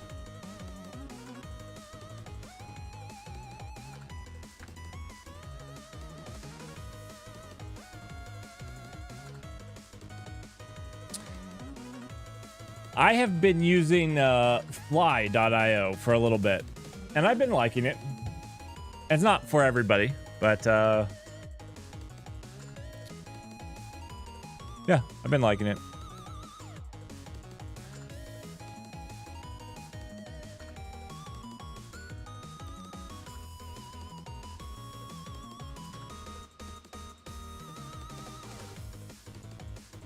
So if this is at the beginning, we can just add to this like normal. We probably need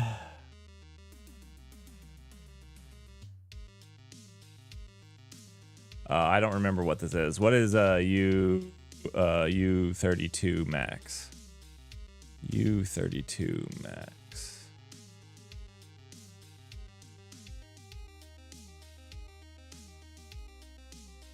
I just want to know the stupid number. There we go. Is this a big enough for a byte offset? That should be fine, because we're talking about this many bytes in a file.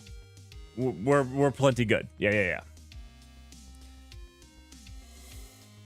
That's how large of a log segment we can have, which is perfectly good at 4 gigs. All right, so in that case, we'll leave this as this. This is good. We need the align 8.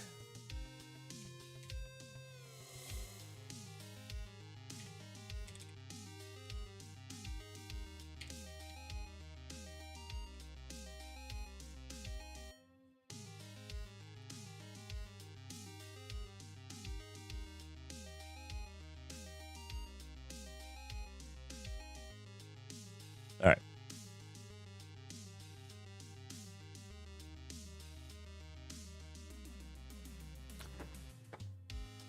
So, let's see. Okay, we have this. The other one we should just be able to add to, which should be fine. Maybe we'll write, we'll write one for it. Also, I don't like file byte. It's more like just byte index. Yeah. I guess it's the byte index of the file, but like, I think that's implied. That's implied. So we want a function byte index add. Okay, that's looking good. No, you did not get this. Actually, we can just add it, right? That's all we need to do. Add it to the part.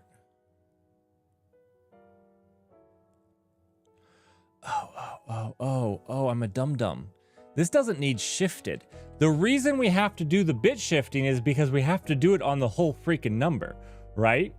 So what we really need here is not a mutable. What we what we actually need, one second, what we actually need is of the whole value. But this has to be done in the atomic. So what we have to do is we have to return this value. We need to return a U64. And this is just a helper method, right? No. We'll have a value. Okay, so this will be fine. We'll use self. We'll use a reference to self, actually. And what we need to do is just this value. Can I return in the unsafe? I guess. Okay. So then what we do is we return the value plus, let's not call this value. Let's call this shifted. Fantastic. Oh, wait. No, this is value. My bad. This was going to be a bug because I had V. All right. Right? So we take the value in, we shift it, and we add that to the value, and that's what we return. And this is what we can use in our add function, our fetch add.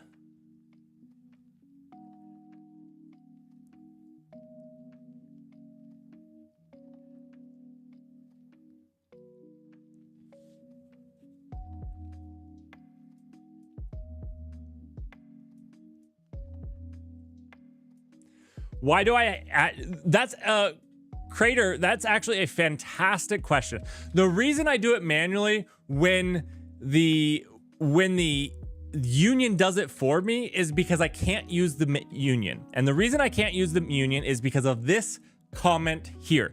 You must not use locks or mutexes. This entire file is designed to be thread safe without locks or mutexes. Now, there's probably a better way to do this, and IT Harak. Is that how you pronounce your name? Is it IT Harak? Or is it Iterak? I don't know how to pronounce your name. Anyways, you know who you are. Is going to say that there are these things called lockless queues, and we probably will get to that. We're taking baby steps. This is a learning experience. So no locks in here, which means everything has to be in an atomic, and there's actually only one atomic that we can use. We can't actually use these anymore because we have to store all data in one atomic or else we can't make it thread safe. So that's actually our goal and our achievement, or what we're trying. Thank you so much for the follow. I'm actually kind of surprised that your name appeared well in the thing.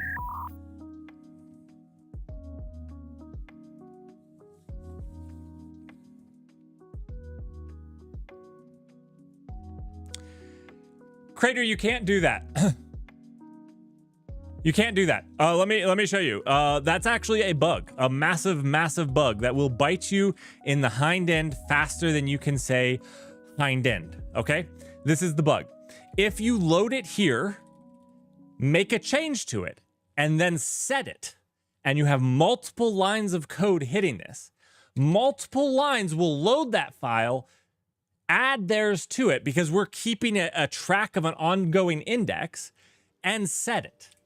And so you have a race condition, which means you have to do it at the same time, which is why we don't use load like we do here. You can't use load. You do a fetch add, which a fetch add fetches it and adds it in one operation, making it thread safe.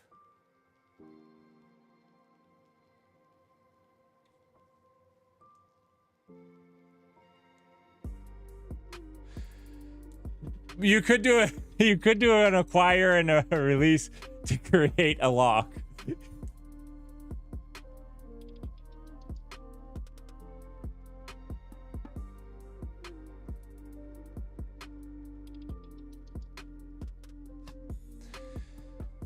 But okay, so Right, you can do it with a compare and release, and you basically then just have to loop that, right? So what you're talking about is then a loop where you get it. Here we'll just you get it, do something, you compare and swap, or that's actually deprecated and it's a compare and exchange, or exchange and compare. If that fails, try again.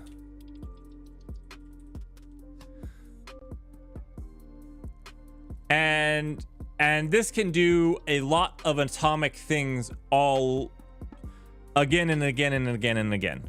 And atomics, as have been vastly gone over, are kind of expensive on your CPU. So we would prefer not to do the loop part.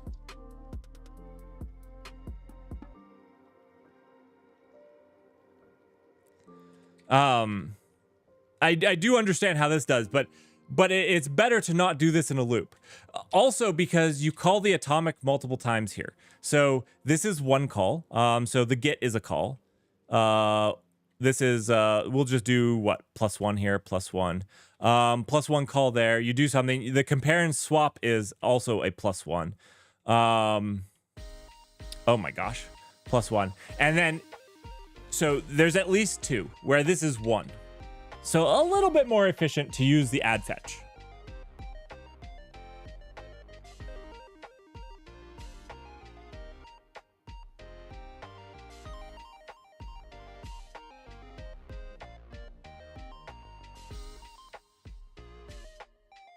You loop only if there's actual contention. I understand. If there's actual contention, then you loop. I get it. But you're adding a whole lot of overhead when add fetch does the whole thing for you, right? Why not use add fetch? Like, I don't understand why, when you can do it with 1 with no contention, would we opt to do it more complicated with a loop with trying again if there's contention? I guess that's what I don't understand. Like, I don't understand how this is going to be better, right? I could be very, very wrong. It could be better. I'm an atomic noob. I'll be the first to admit it.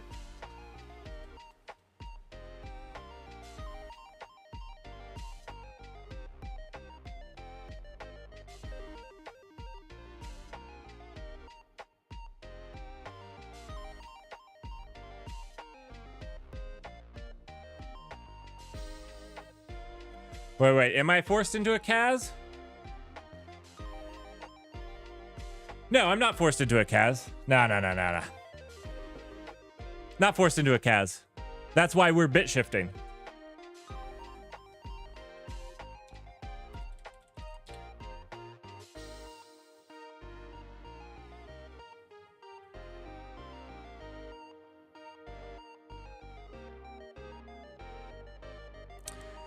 What you see as an atomic add might be implemented differently on different CPUs. Absolutely. Every bit of code that you write, that life lesson here, every bit of code that you write might be implemented differently on different CPUs.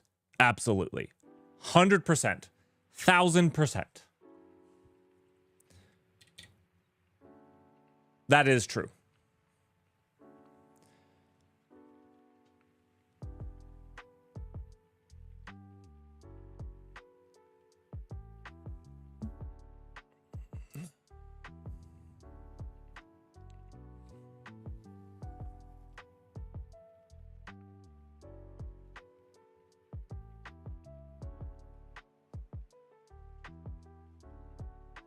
So, right, I don't care about the result, right? You're absolutely right, but I don't actually care about the result, remember? So we're keeping basically a byte offset in this file, right? Byte offset.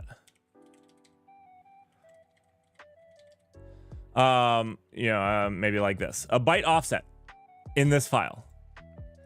And when I get a chunk of data, I say I need,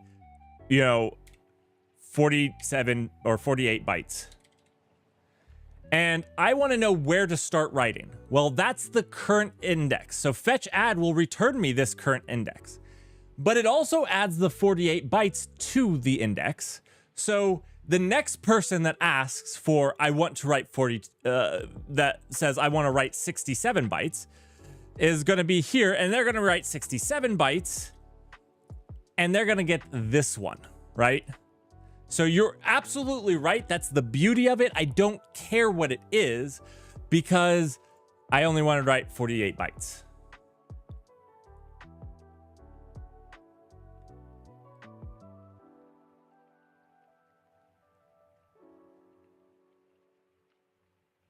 Right. I don't know what this is, and I don't care, right? I actually only want this value, but for the next person, I want it to be updated. So you're absolutely right. Load fetch won't tell me what it is, and that's beautiful. I don't care because my current index is what I actually want. And I just want to update it. So in ARM, you will end up with something like load reserve, and in reg store release. Again. So one thing, Twitch, and this is something that you can take to your professional careers as well. There's a concept called boiling the ocean. You can strive, and another great quote.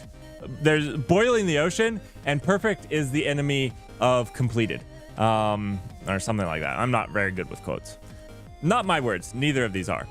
But the idea is we could sit here and write a CPU architecture so that we could do this without locks and make it absolutely perfect from the ground up. You know, forget all of these bad CPU designs that are out there. Forget those. Let's design it from the ground up. Let's stop arguing about these stupid things that are layers on top of these stupid CPUs. Let's stop that. Let's boil the ocean. Let's do it all. But you have to also say, let's do something. Let's actually get something done, and then we can iterate and make it a little bit better. And I know I fall into this trap myself, but we can't always do it. We have to sometimes just say, let's use fetch add. And yeah, maybe when we support ARM, we'll say, all right, ARM doesn't like this. It doesn't work very well on ARM. We'll do something else. So let's get a tuna before we boil the ocean. No, you boil the ocean with the tunas in it. Right? That way they're well cooked. You don't even have to cook them.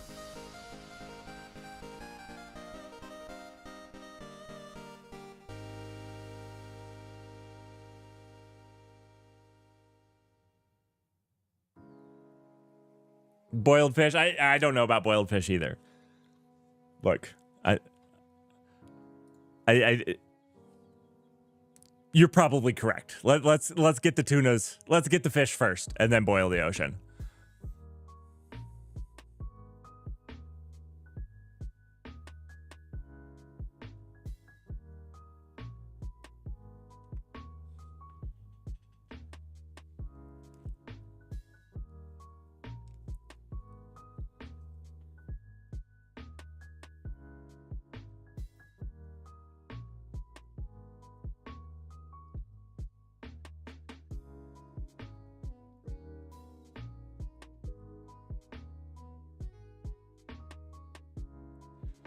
What do you do when you encounter a problem with so many edge cases?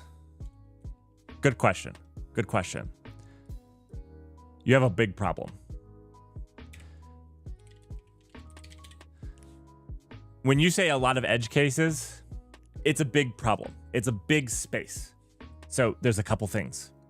First, try to understand the core problem that you're trying to achieve.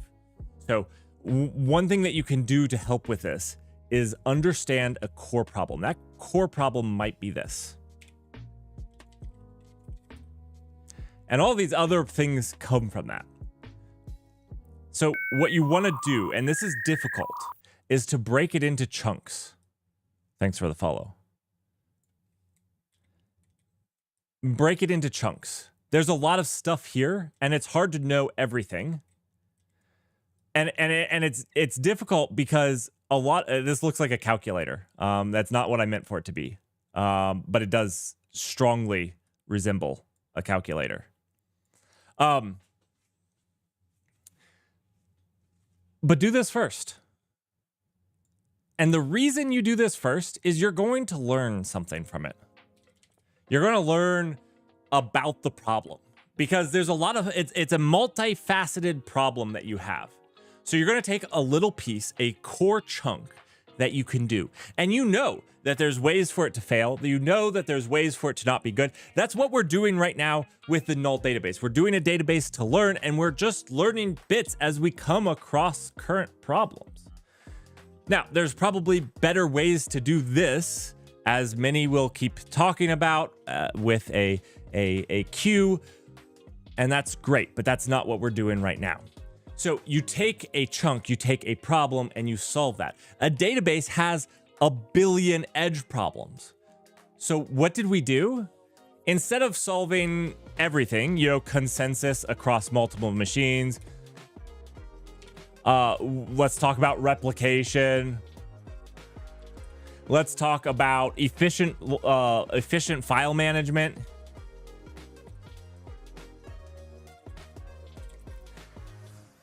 I could go on and on of the things a database needs to do. But instead of doing that, we took a core problem. Our core problem was, how can we safely write a log? How can we safely write a log and ensure our writes don't get lost? We took that as our core problem and we did it. It only worked on one machine. It didn't have any type of consensus. It didn't even have, the first edition didn't even have a web interface or an API that you could hit. It didn't do any of those things. It took that core problem. Now, there's a ton of edge cases that we didn't hit, like ones that we're dealing with right now.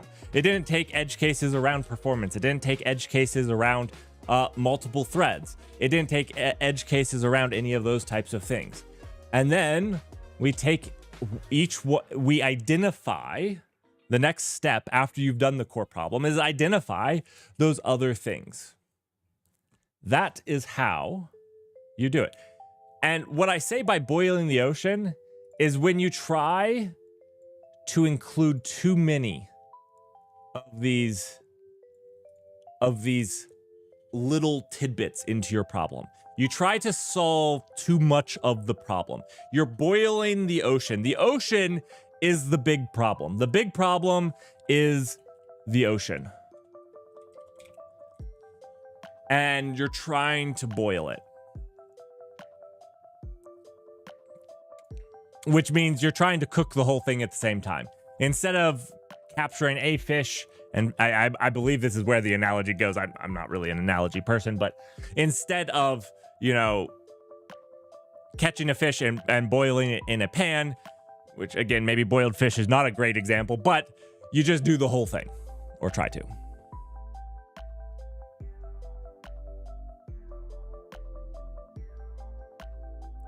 I know, Hedge. Hedge. It's definitely a calculator for some reason. I was just going with it. A database could take the approach of saying, oh, we are going to create custom hardware.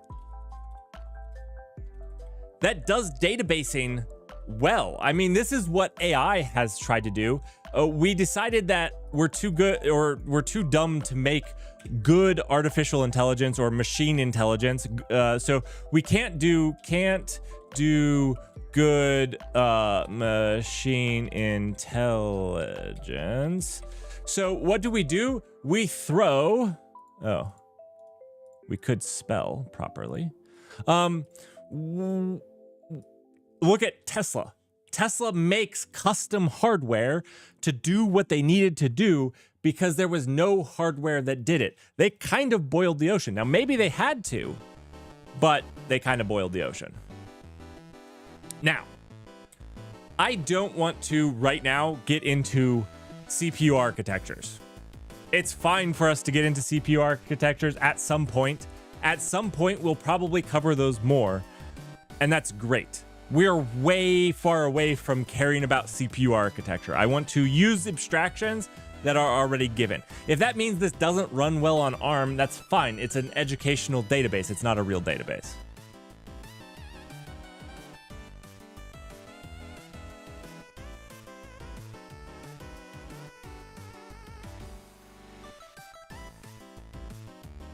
All right. I need to get a drink. I'm going to make a cup of coffee. So I'm going to be like 10, 15 minutes. And then we're going to get back to fetch adding because I like fetch add. Because it's succinct and succinct. Mm-hmm. We're going to have to load first, aren't we? Is that what I feel like Crater was saying we're going to have to load first. Anyhow, we can, which then means we have to do the cast anyways, don't we? Did I not do all of that so I didn't have to load first? Right. I don't have to load first, right? Because I do the fetch add with the value I want to add. I don't need to fetch add. Thank you very much. Nope, I don't need to fetch add, right?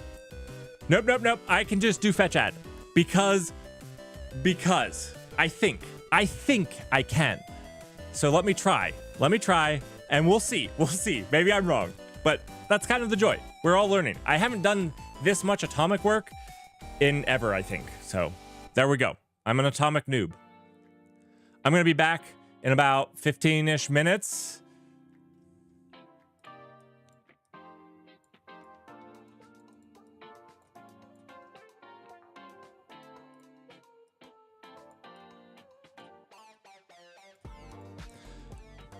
I'll be right back. Enjoy the music. And then we'll see if I can do it without a load first. I'm going to try. I'm going to super duper try. I'm pretty sure I can.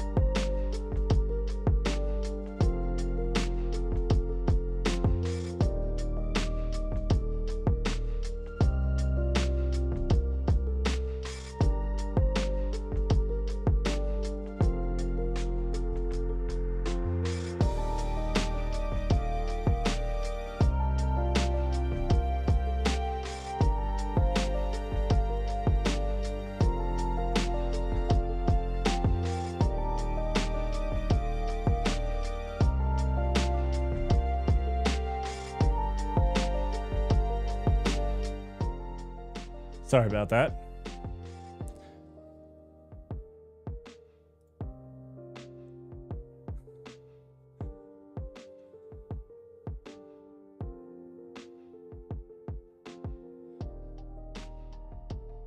It's nice to meet you too.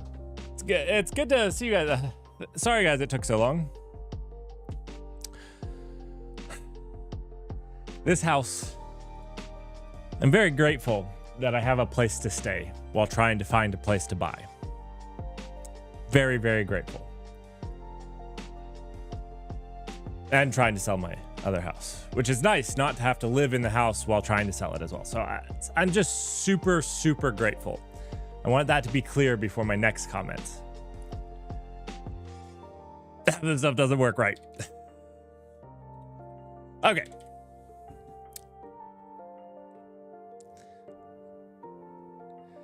How's the null cloud progress going? I've been too busy to make progress on it, honestly. There's a lot of things going on. Let's just tons of stuff. You know, one, I spent 2 months fixing my house. And then we have the AI games coming up.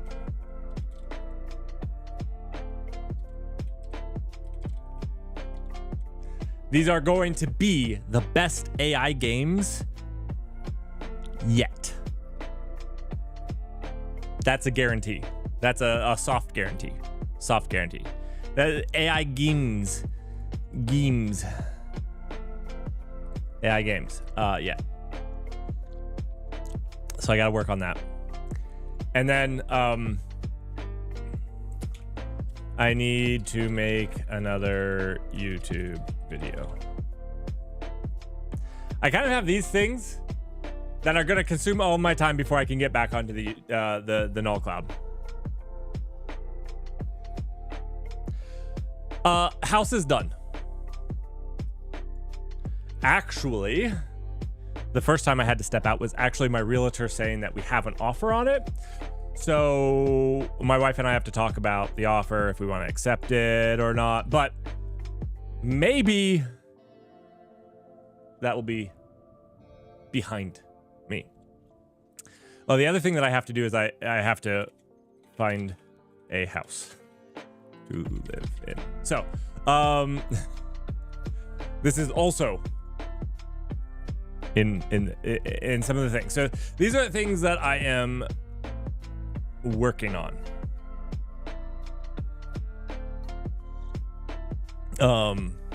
So I just haven't had the time, honestly, which saddens me because I like working on that.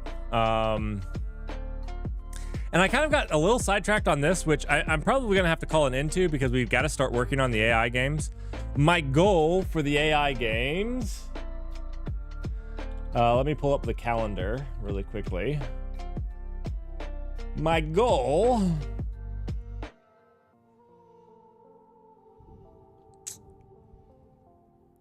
is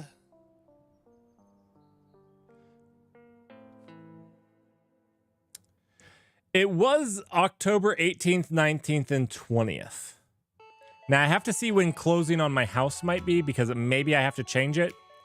But 18th, 19th, and 20th is tentatively the AI games of October.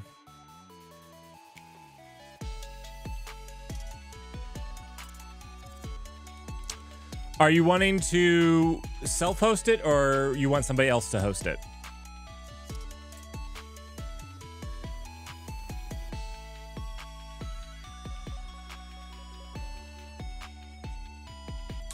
So, yeah, the AI games are tentatively the 18th, 19th, and 20th, as long as I don't have closing on one of those days. And that puts the stretch goal weekend, the 26th and 27th. So, yeah.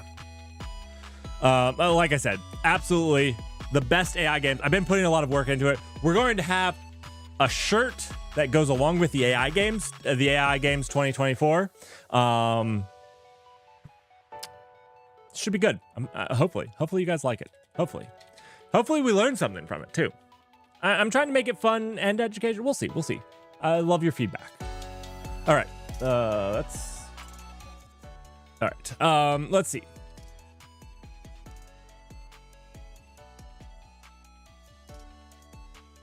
All right, I'm gonna not sponsored at all, but my Twitch alerts are currently on fly.io. Now, you can probably find just about anything, but I have to say, it's pretty amazing. And the reason it is when there aren't requests, they shut it down and they stop charging you for it. So if it's like a blog that doesn't get read much, or Twitch alerts that are only active when my stream is active, guess what? It only needs to run. At max, this is going to cost me $2. If it ran 24/7, it's $2, or maybe it's either $1.90 or $2.10. It's really close to $2 flat. But it doesn't run consistently. And the cold start times are less than 5 seconds. It's like almost immediate. Like the page loads, I want to say it's less than a second. So I've been really happy with it. You know, this month will probably be, let's see, it's the 14th. We're halfway through the month. We might get all the way up to 10, 20 bucks. And I don't think they charge you unless if it's over $5 anyways. At least over $1. I did not get invoiced for 4 cents. So I don't think I have a referral link. Like I said, I'm not sponsored in any way. Let me go look. I don't think I have one though.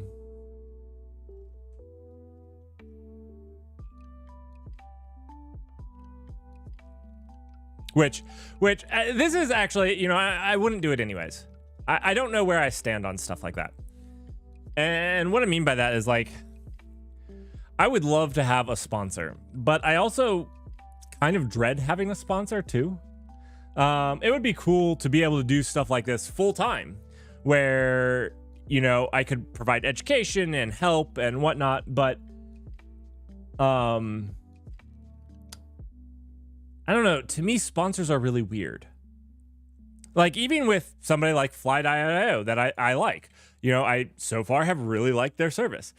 It seems weird to me because if I tell you something, I want you to know that it's because I use it and I like it, and I would do it whether I was getting paid for or not, which almost means I can't get paid for it, or else then it muddies the water. So then the only things I could advertise were things that I didn't like, because then the waters wouldn't be muddy, but those advertisers wouldn't like me very much.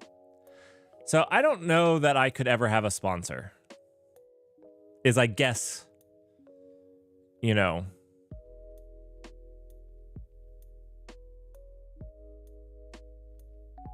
I guess that is what it is.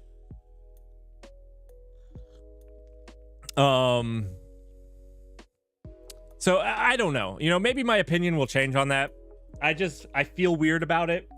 I feel my opinion would change if I actually needed to make money off of this. And then I think my opinion would change quickly. You know, like, it's not that my opinion would change. It's just that, like, okay, well, if I need to support my family, well, I'm gonna do what I need to, whether I feel weird about the fact that I get paid for recommending something, even though I know that I would recommend it anyways because I use it and I like it. So, you know, that's I don't know. That's my internal struggle there.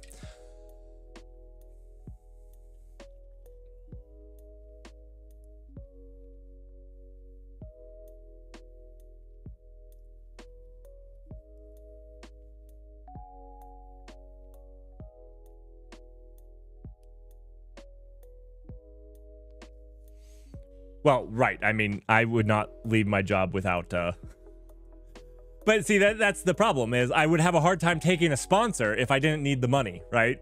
I feel, I don't know. I have to think about it more. There's a couple, you know, like I'm talking to Chain Guard about doing a security day with me where we do a 12-hour stream that's basically an unconference. And, you know, I probably could get them to actually sponsor it, like give me a couple $1,000s to do it. And, you know, put them on it. But that feels weird to me because for me, I want it to be educational for people. That's the whole point of it. It's to be educational for people, and it's not to sell a product. And so, you know, at this point in my talks with them, I'm like, no, your sponsorship will be that you give people to give educational content and talks throughout it. And that's your sponsorship, your engineer's time and effort to do that type of stuff. And hopefully I can get some other companies on board. But yeah, I don't know. I don't know.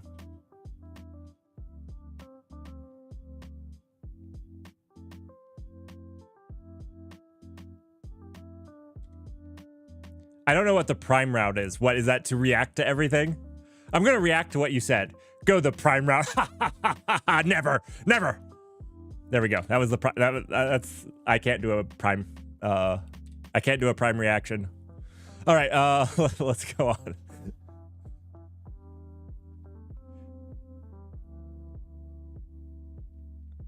Well, thank you. I'm still not decent at Rust. I'm glad my stumbling and bumbling can help you. I got the basics down. All right. People have said this is impossible to do. We're going to do it. What we need to do here first is we need to get the right thing to add. So what we want to do...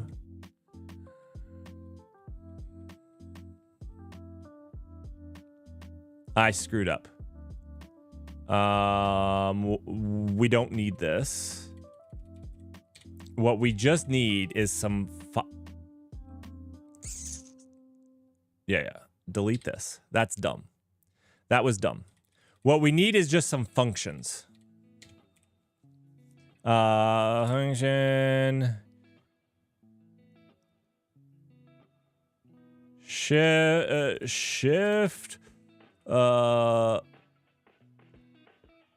Which are the shifts? So we got a 32 shift for the file index. Yep. So shift file index, index 32 as not as a U8. So this is going to be value, and this is going to be a U8. This is going to return a U64. And we're going to do this as a U64. Yeah. And we're going to shift this bugger like that. And this is going to be value.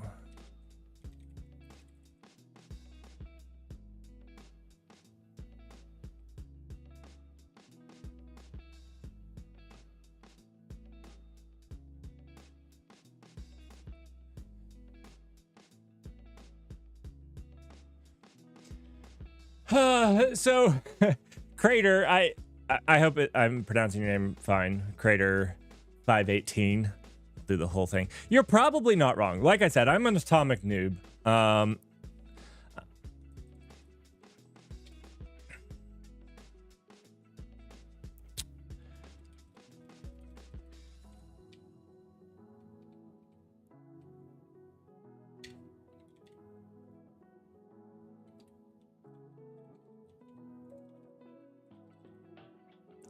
So you're probably right. You sound like you know much more about computer architectures than I do, and I'm happy to learn those things as we go and we go further.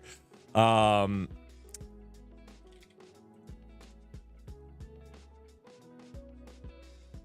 think it's this. Yeah, indexes. All right, so this should work because we're shifting it and we're doing the add. So that should be beautiful.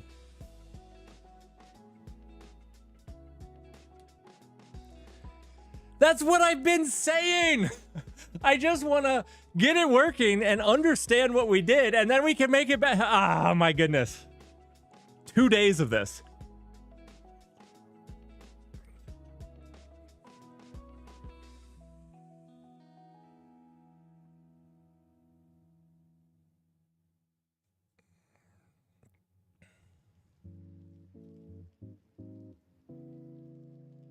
Yeah, Thursday and today. Yeah. Thursday and today.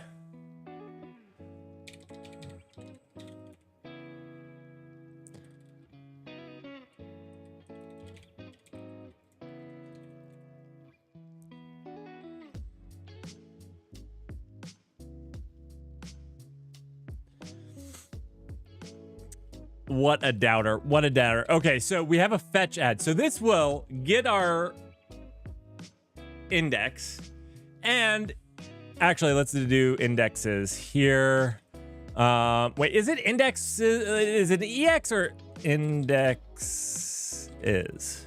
Is it ES or just S? What's the plural of index?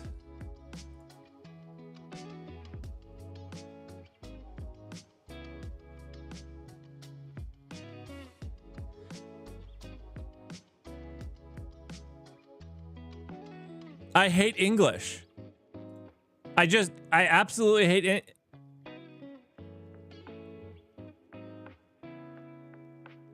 So,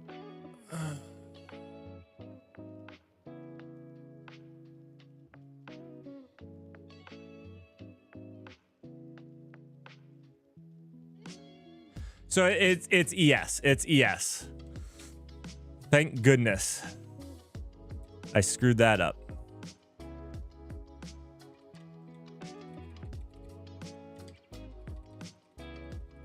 I did it both ways. I absolutely freaking did it both ways.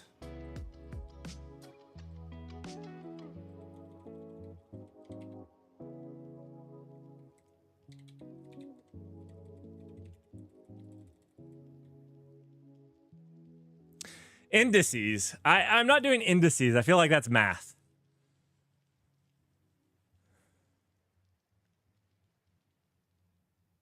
How do you deal with the wraparound ring buffer if you just use... Oh, okay, well, I haven't figured that part out yet, okay? I haven't figured that part out yet.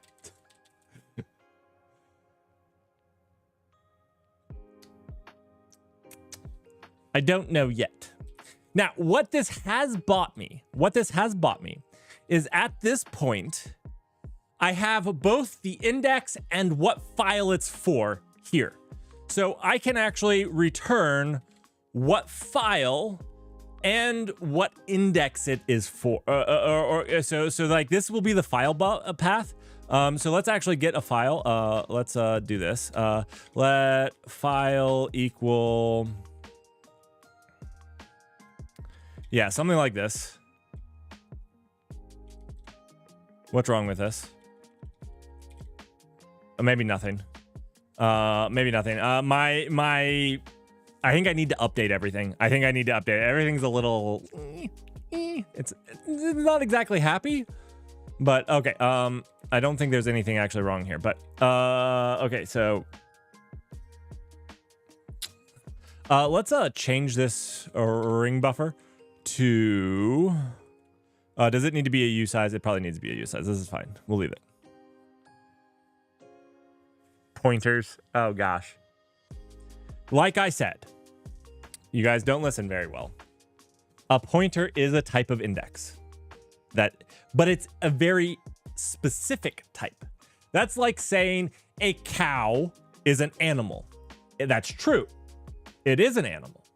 But you can't say all animals are cows. So not all indexes are pointers. That's the thing people are having trouble with, which blows my mind. I'm not sure why that's so difficult to understand. It's a subset of a group.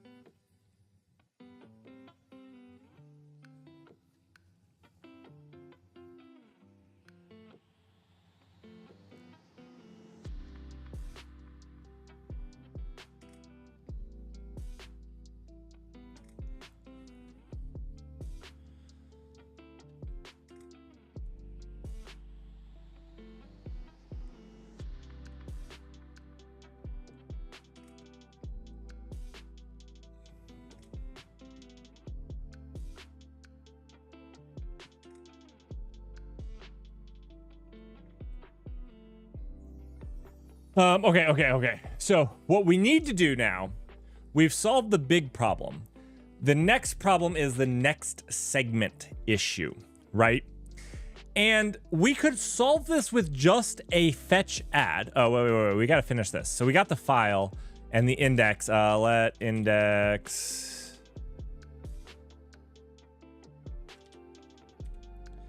Let index equals this. Yeah. I don't know why. Oh, maybe it can't see these. Oh, this is just a U64. I don't know why it's not taking me to the next, no more valid diagnostics. Like I said, I think I need to update something, but this is not our thing. What we need to do is this actually. We'll just do it all in line, make it nice. This needs to be, what did we call that thing? I think it's called indexes. New, right?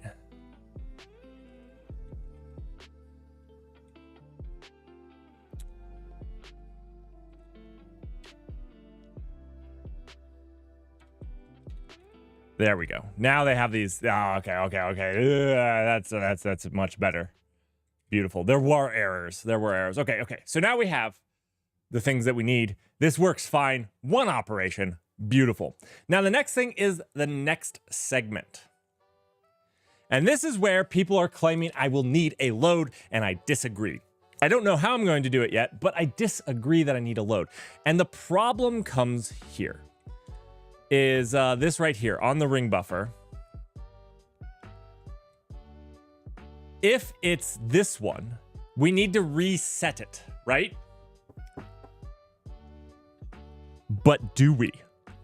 We don't, do we?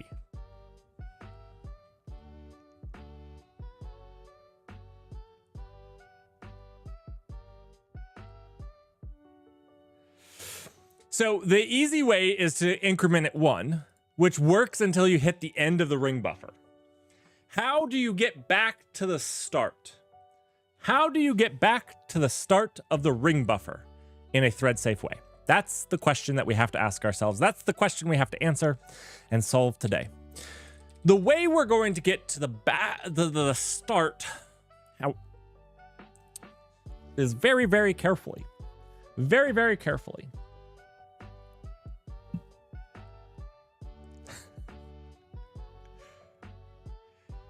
So I was thinking about the overflow, but the overflow doesn't work because it's actually a U64, right? I would have to overflow the U64 in just the right way, right? Because it's not the U8 that I have to overflow. It's the U64 that I have to overflow. So I would have to, so what I could do is I could do a fetch add with the right thing to overflow to keep the size the same, the file index. Oh no, we need to reset the file index when we overflow, right? Wait. When we wrap around, we also need to reset the file index to 0. Sorry, I just spit at you guys. I apologize. That's offensive, even through the internet. I'm getting a little excited.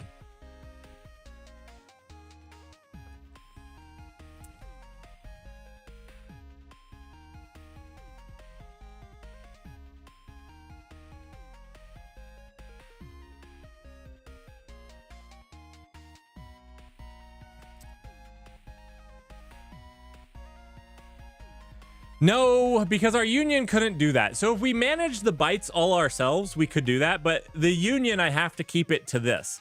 There was no rest of it, right? I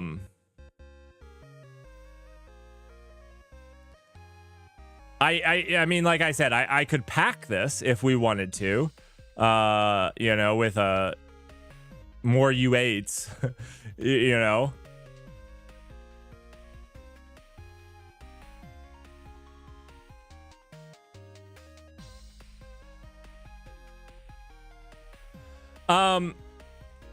It's all initialized as 0, right?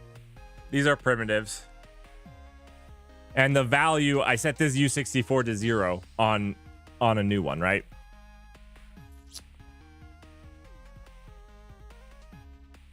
But I have to operate on this so whatever I do, I have to operate on this U64, right? I have to do a functional, I can do an XOR. Can we do this with an XOR?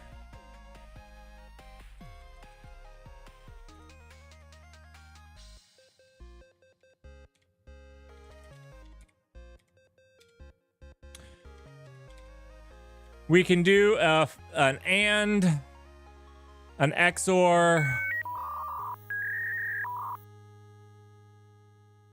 Whoa! Thank you so much for your September subscription. I think I'm actually getting more. I think I saw somebody subscribed the other day, and I think I got more from it than I usually do. Instead of getting like $2.10, I got like $2 and like 50 or 60 cents. I think there's something in September. It's like September or something. Some catchy thing.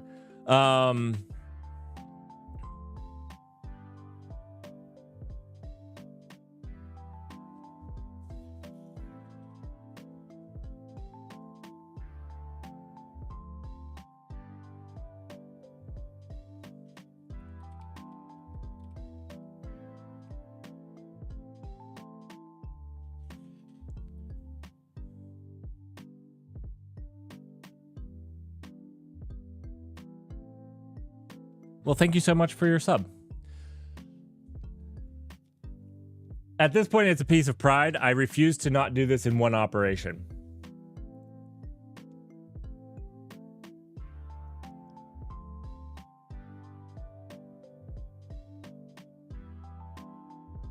Oh, wait. This is easy.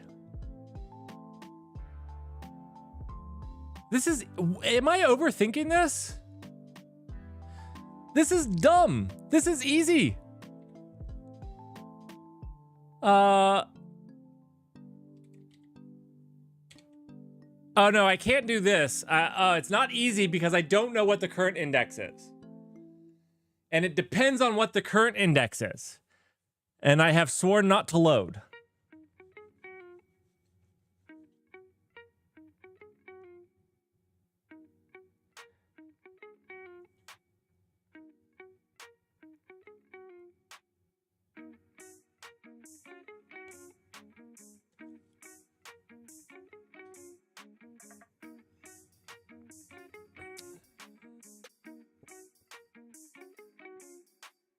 That's right. The AI games are coming up. I'm working on getting that graphic redone slightly just to make it better.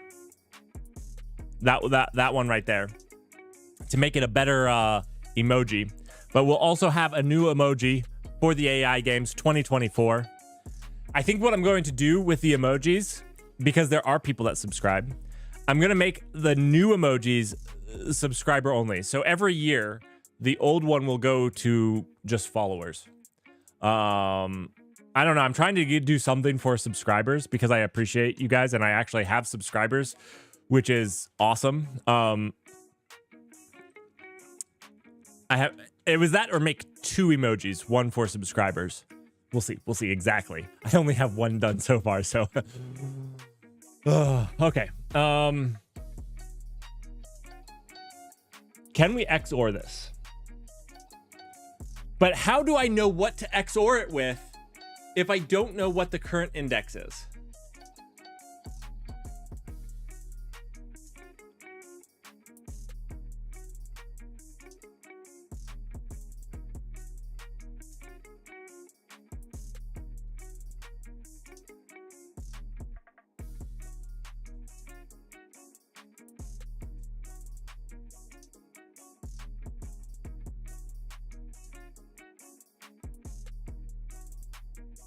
Did I do all of this for nothing?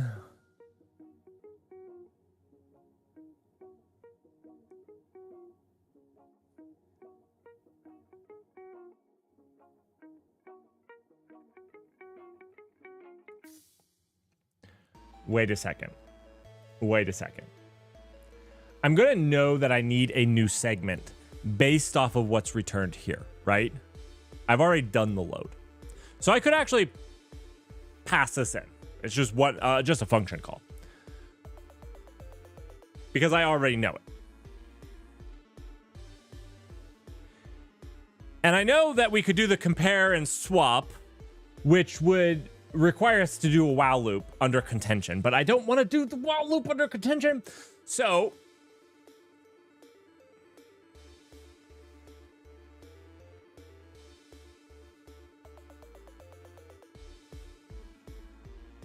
what's the atomic? How do I do the atomic differently?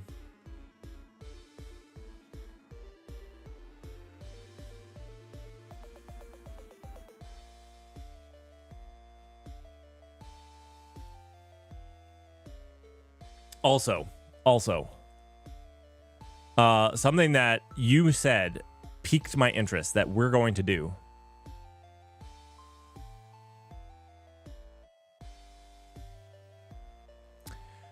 Oh, well, okay, so is an atomic critical section any less performant than a lock? Real question. I don't know the answer. Because what I was about to say under my to learn, let's see, to do here, to learn, I kind of am going to put this up there somewhere. Make a lock in Rust.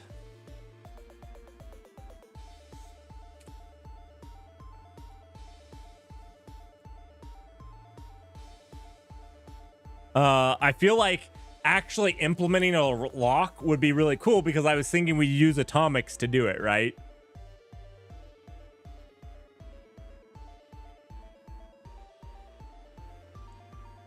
Is that not what a mutex does? Is it not just a critical section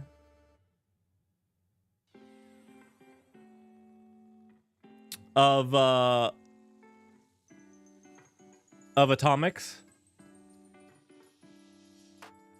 I don't know.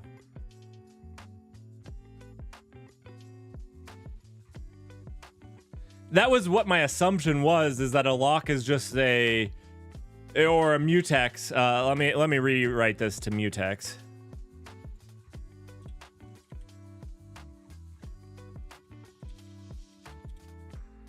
I think this would be fun and educational. I've never done it.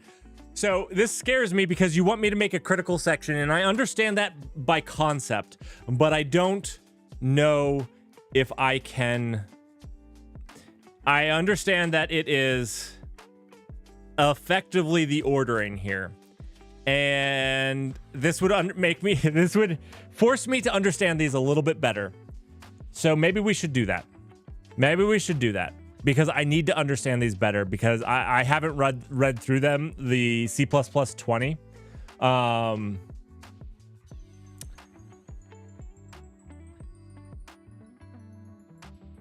So maybe the next thing that we should do is this. Make a mutex in Rust via atomics. We'll call it an atomic mutex. And then we can use it here. Then we can use it here, just as a thing.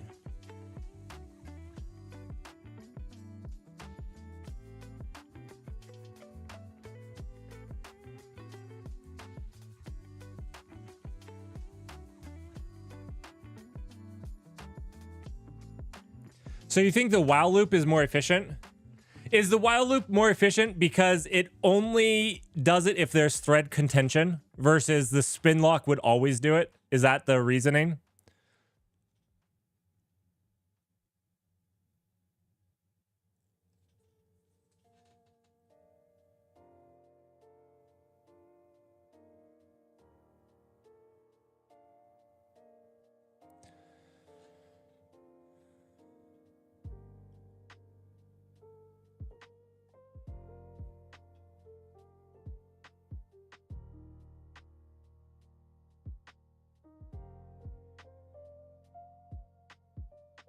Well, we're doing this. We're doing this right here.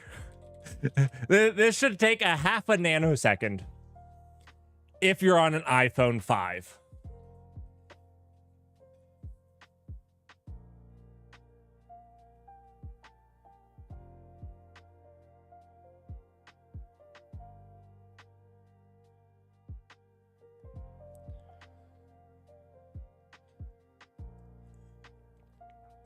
So what you're saying here is to do an acquire.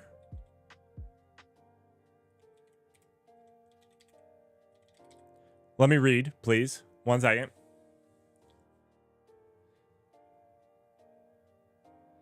When coupled with a load, if the loaded value is written by a store operation with release or stronger ordering, then all subsequent operations become ordered after that store. In particular, all subsequent loads will see data written before the store. Notice that using this ordering for an operation that combines loads and stores leads to a relaxed store operation. This ordering is only applicable for operations that can perform a load.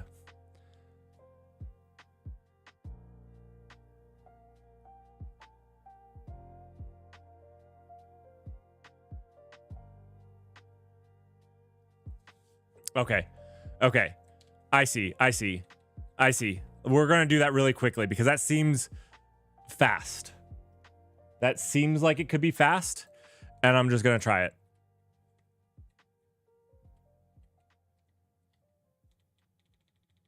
So we'll do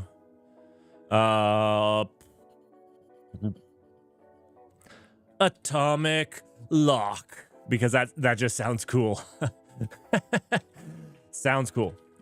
That's how I do my naming mostly. All right. So then in here we do let mute lock equal atomic lock dot load acquire. This we'll do I don't know, that done. And then down here we can do atomic wait. We just need to do, we did load, right. So now to release the lock,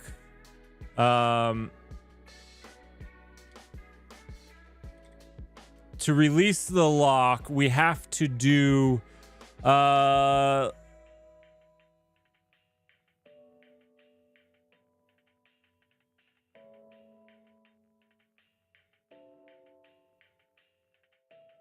so coupled with a load, if the loaded value was written by the store of the operator release, the subsequent operations. So can I just do another load on it? Can I just, like, is that fine?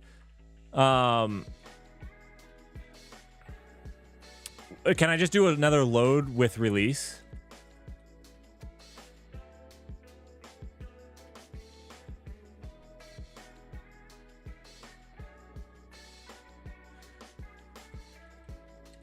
Oh, I have to actually read the value, like understand what it is. Okay, I got it.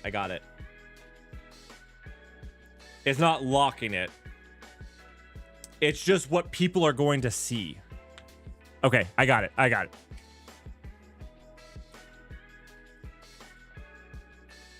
Not true. Let me think this through then. In that case, I don't want to do a load, right? I want to do basically a load and set. Compare. I want to do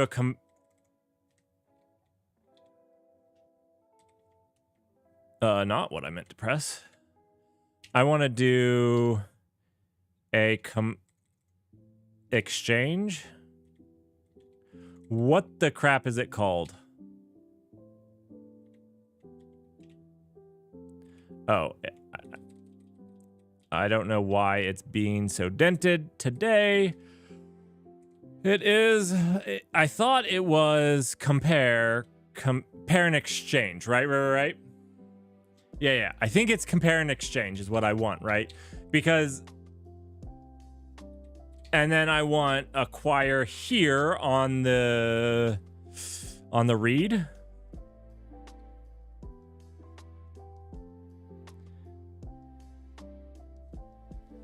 Right. Okay. And then I need to do this in a while loop, basically, because if I don't get it, I need to just try again. So this needs to be I think sequential would be fine, but we'll just do acquire.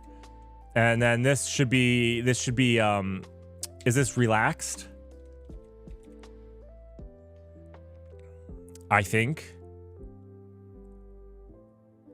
And then this returns, what does this, why can't I go to it? It doesn't like something here.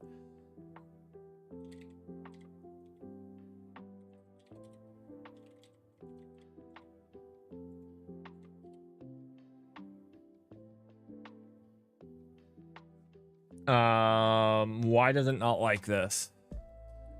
It might be because of the other errors in this file, maybe?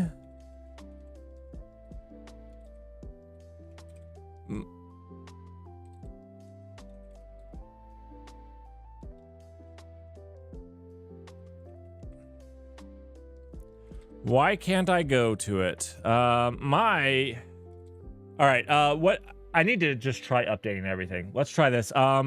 What is it? Lazy? And then can we just do U, Shift U, update?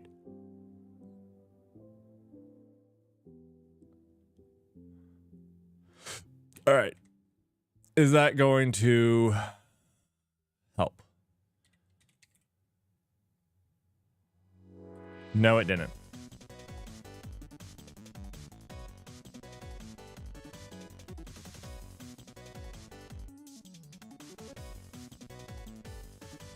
How is atomic lock defined?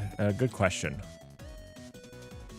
Oh, this is why I didn't import it. I didn't import it. That's my bad. Now it's imported. Now it will be fine. Oh my goodness. If it would tell me the error, I would have known that, but I can't get the, I don't know. Something's wrong with my setup at this point. Okay. So, what I wanted to see is exactly what this returns. That's all. This is all I wanted. Okay, so this returns a result. The result, which is, it returns 2 bulls, which is the bull that I want. This method is available on, supported on operation on U8. Stores a value on a bool of the current value of the current value, so the return. Stores a value into the bool if the current value is the same as the current value. Right, which we will as well want. Return a result is the result indicating whether the new value is written. Okay. On success, the value is guaranteed to equal current. All right. On false, I'm assuming it's just on error would be just the, I don't even care. It's returning a bull, but I don't care what the bull represents. Okay, so what we can do here is, can we just do...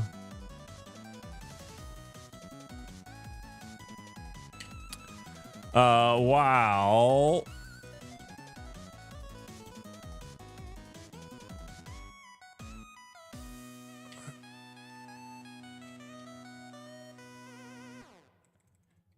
Can we just do while is error? Is this terrible? Is this let's see, wait. Let's see. I don't need the mute. Actually, I don't need any of that, right?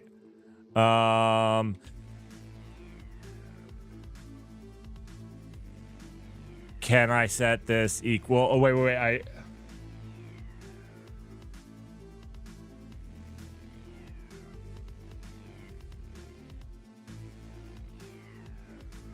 Is this bad? Is this horrifying? Maybe.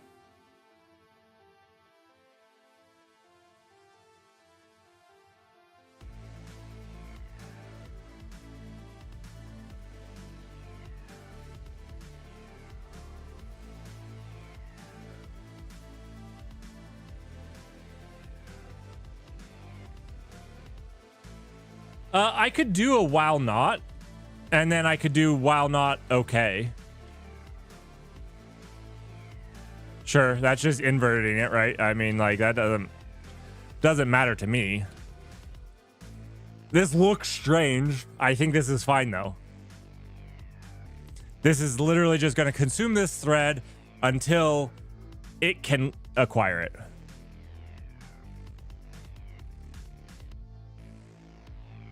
Oh, okay, okay. I mean, you're also correct. You could do the not. Okay, so we've acquired it. That means we also have to set it here, right? We have to basically at the end unlock it.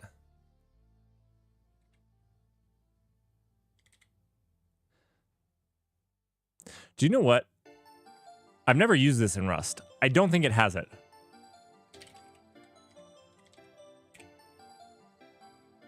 Yeah, I doubt it does.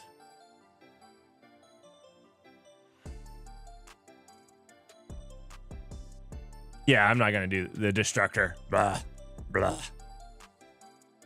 Dumb. Okay.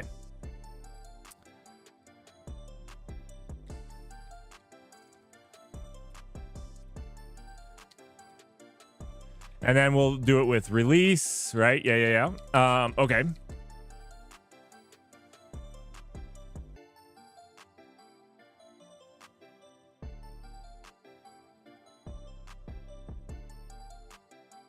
Release it RFN. What does RFN mean?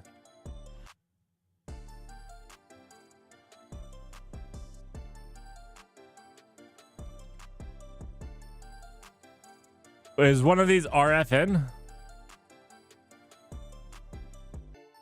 Oh. I see. I see. Please do not use terms between after 1990. That's when my brain shut off on all new terms. And yes, it might have been when I was born. I only learned new terms for about a year. Okay.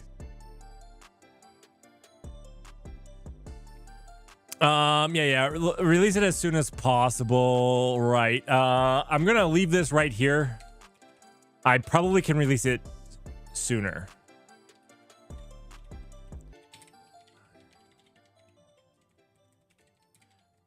I think I can. Let me check though.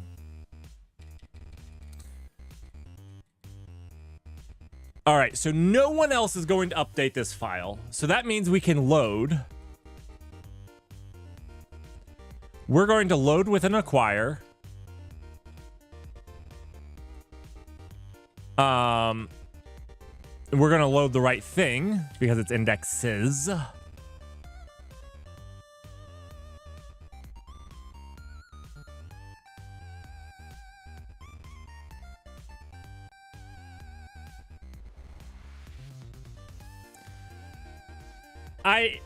Oh, wait. You're saying that I should load this up here.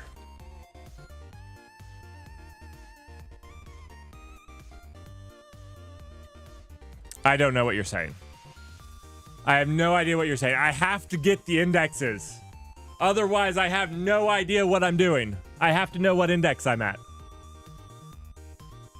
Expect the lock.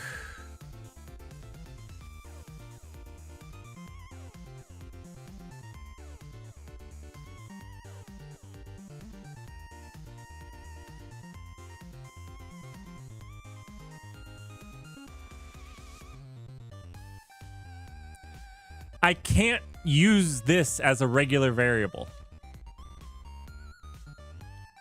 I have to load it. It's an atomic, right?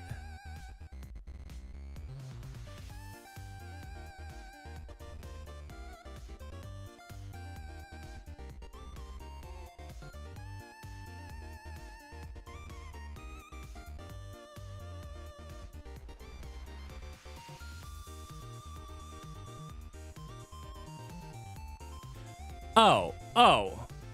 You weren't saying to not load it. You were saying that this can just be relaxed.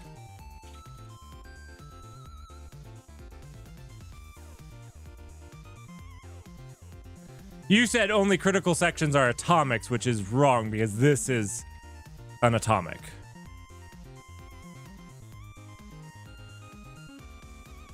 I don't know how I can't have it if I can't load it? I have to get the value. I don't understand. I purely do not understand.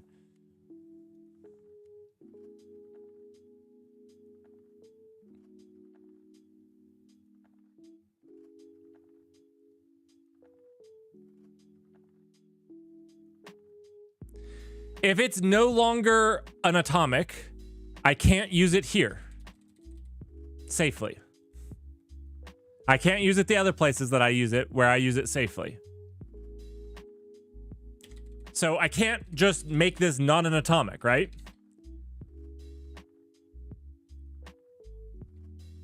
Oh, okay. So if we're just going to put this critical section in everything, then we might as well have used a mutex, right?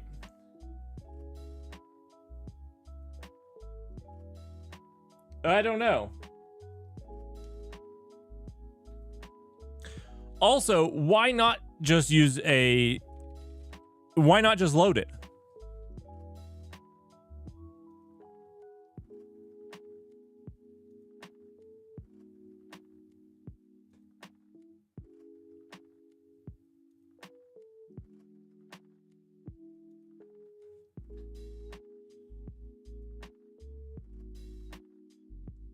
Okay.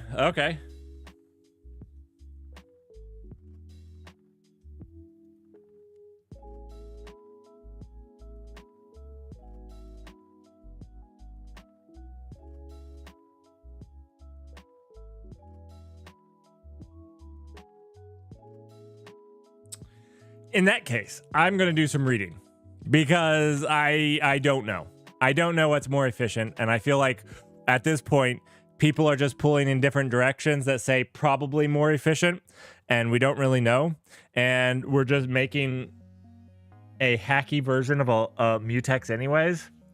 That then we have to copy and paste everywhere.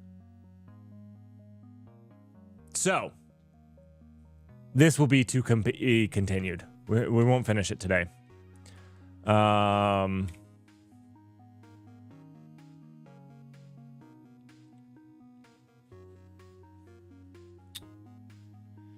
Now, I mean, we could make, the easy thing that we can do here is we can make the index of the byte offset not protected by a mutex. And then all we have to protect by a mutex is the file. No, because if the file's protected by a mutex, which file we're writing to at that like we'd have to anyways.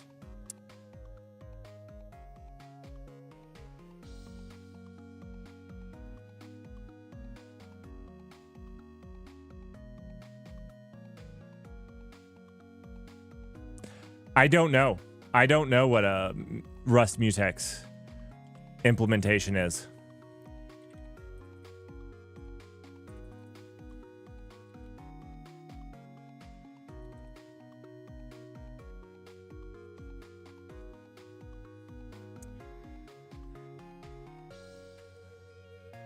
It looks like it's a system. No, it's 2 atomics. It looks like. The state consists of a 30-bit reader counter as reader's waiting flag and a writer's waiting flag.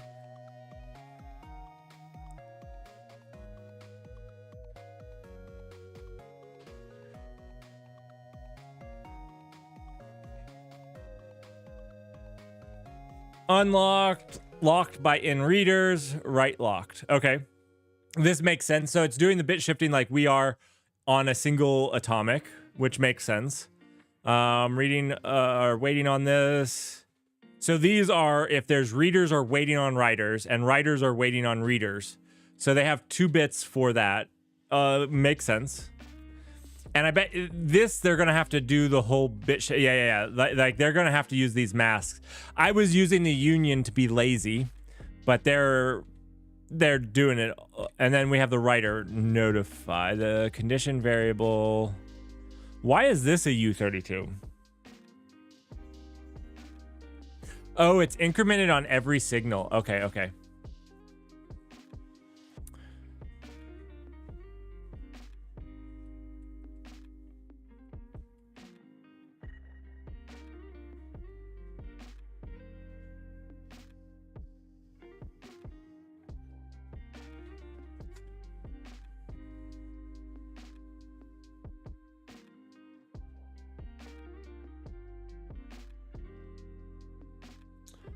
Yeah, and they use fetch update.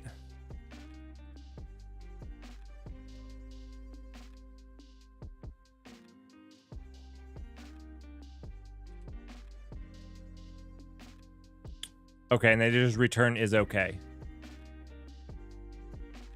Okay, I got it. Makes sense.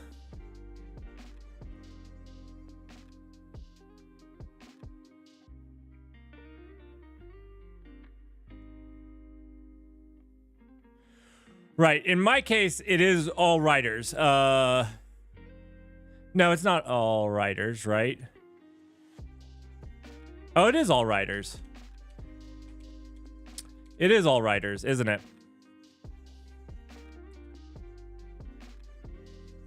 Because, yeah. So I bet you, if we go here and do use std sync, do they just have, I think it's just mutex, right? Yeah. I bet you this has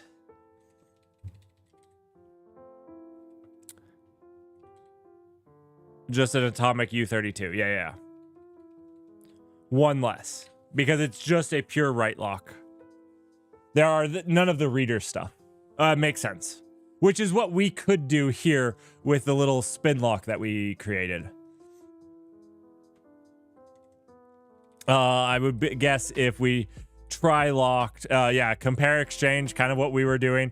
Acquire relax, kind of like what we were doing, is okay. Yeah. Cool.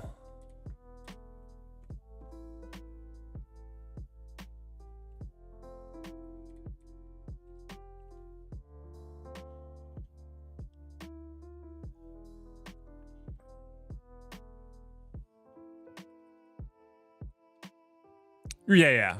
I just wrote it out here because it's easier to then just jump to it if I actually type it out. That's all. Okay.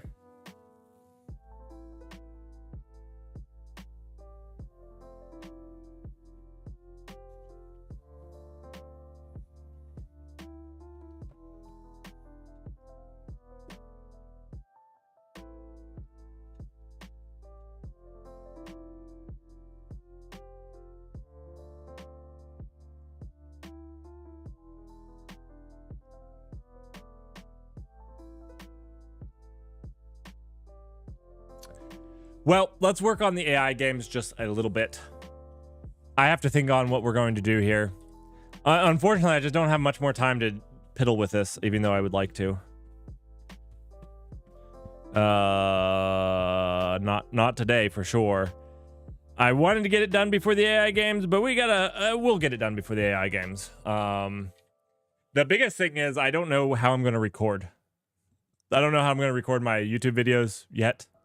But we'll see. All right. Let's jump out of here. That was weird.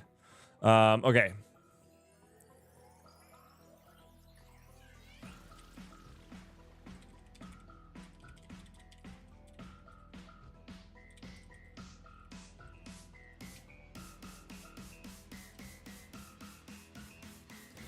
Awesome. Okay, let's do this.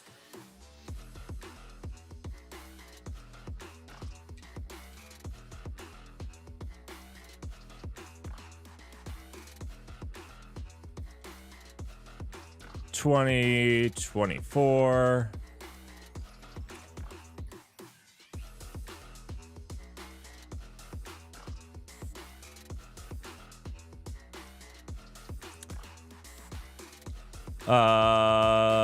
We want the advent of AI. All right. This problem isn't completely flushed out, and that's part of what we're going to do.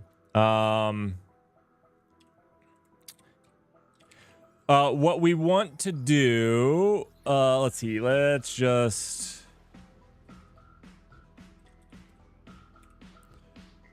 All right.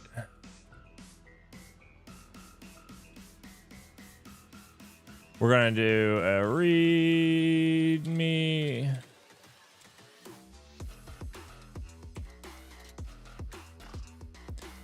It errors every single time I open a readme. I think I need to work on, I don't know. I don't know. I don't know so much. So much I don't know.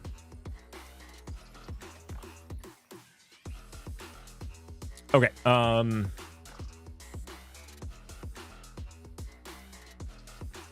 I do want to make, I actually want to make a video on this.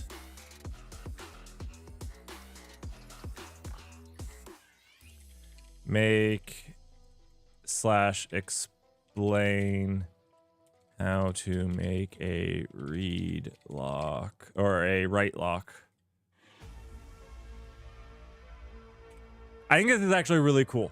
Like, I want to make one in Rust, but like I want to go through how you use the atomics to provide that critical section. Like that will be really cool. And we'll write like a very simple one that doesn't cover all the edge cases, just so it's easy to see the logic. But then what I want to do is do some like animations. Yeah, we'll put it right here with atomics and locks. Maybe we combine these two. I think that will be really, really cool. Like how you do the ordering and stuff. I think that could be really super educational. I mean, it is for me. It is for me. So if it's not for you guys, it doesn't matter.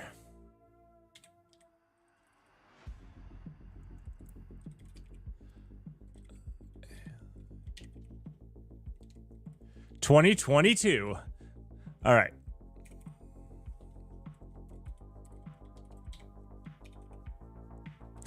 Give the let's do this a little bit more markdown like.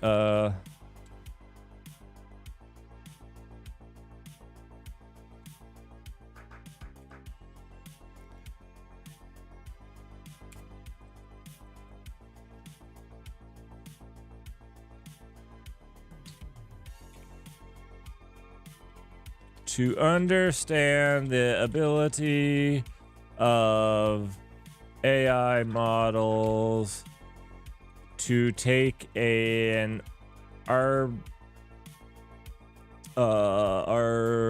was I going for?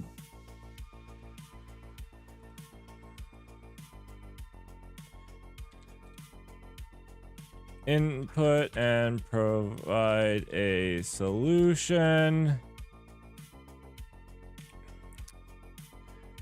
These are not difficult. You know, I probably should just keep this all on the same line. The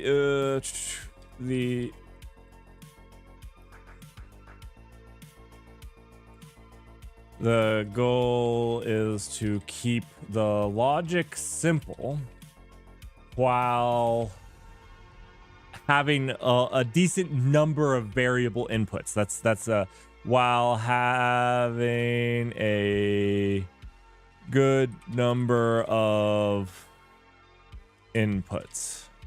So my goal on this is to keep the AI games logic simple.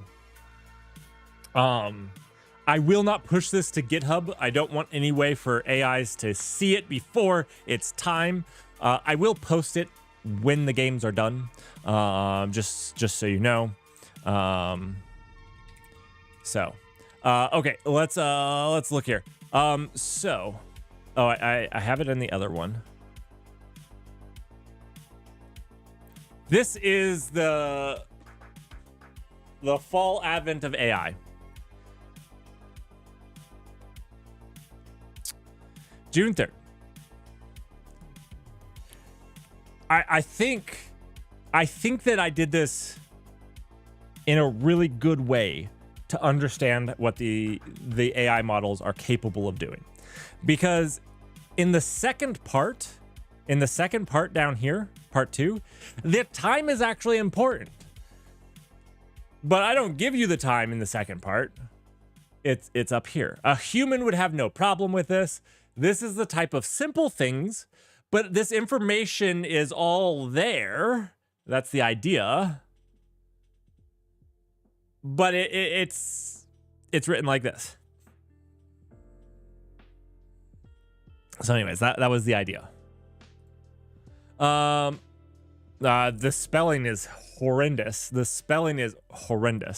Let's just copy this over to where the Git repo is going to be.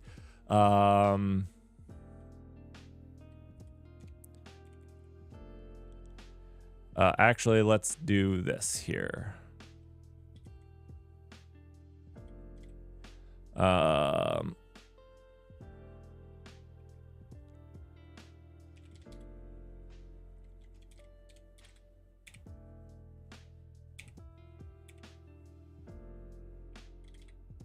Oh my goodness. Why is nothing of mine working?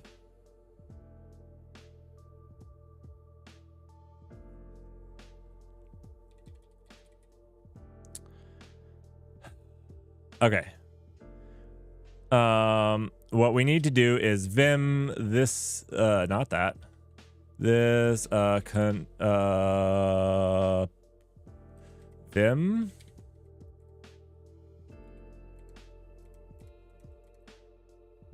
No. Config in vim init lua.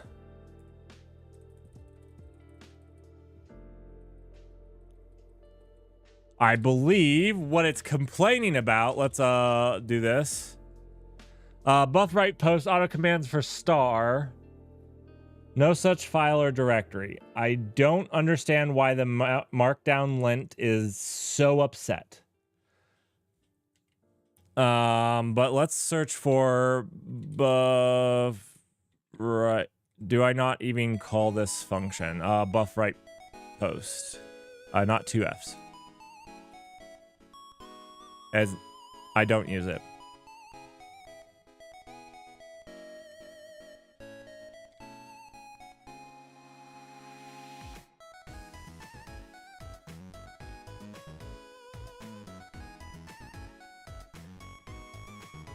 Why?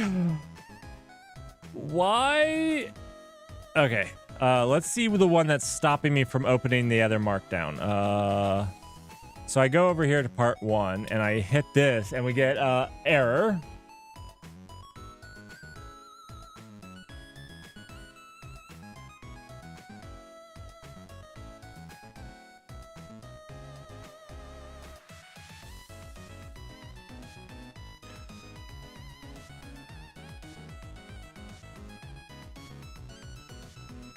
Let's see if we can search this.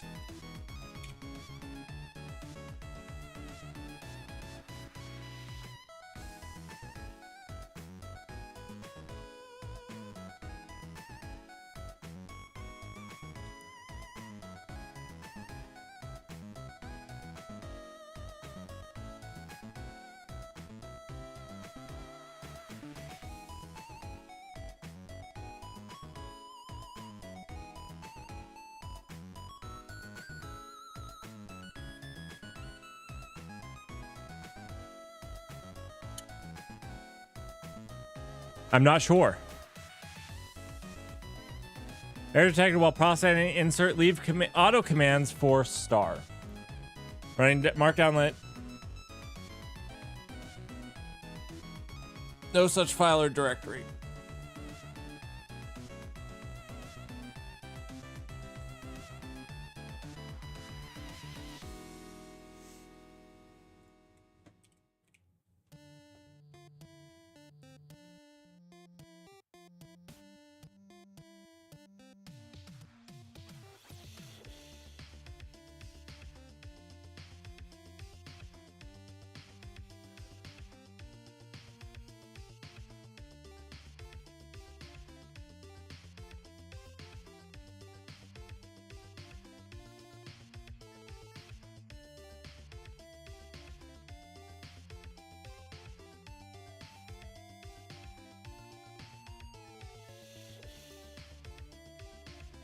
Whatever. You know what?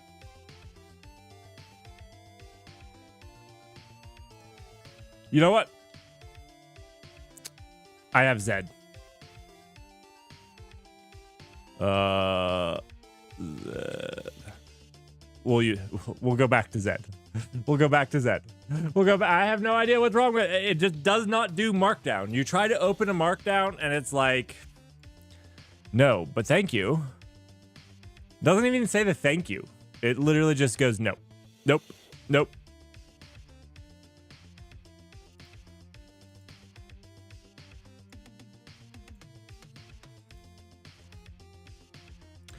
All right.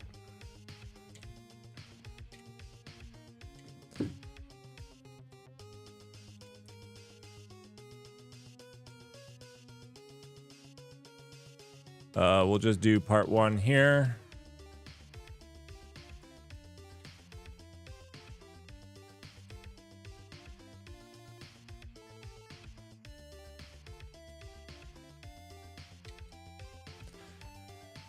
All right, let's see.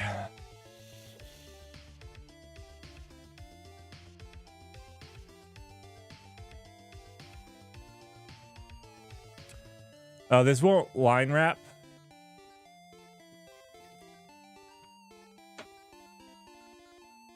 Markdown.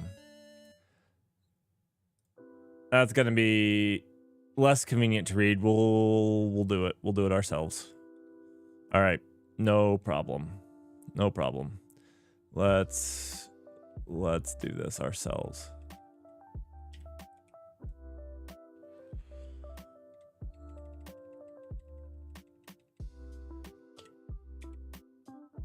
All right.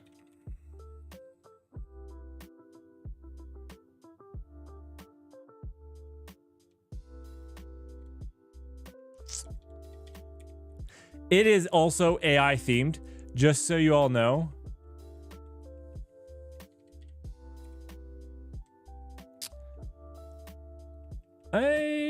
I don't know. I'm kind of happy with this one. Now, I do want your all's input on how to make it better, right?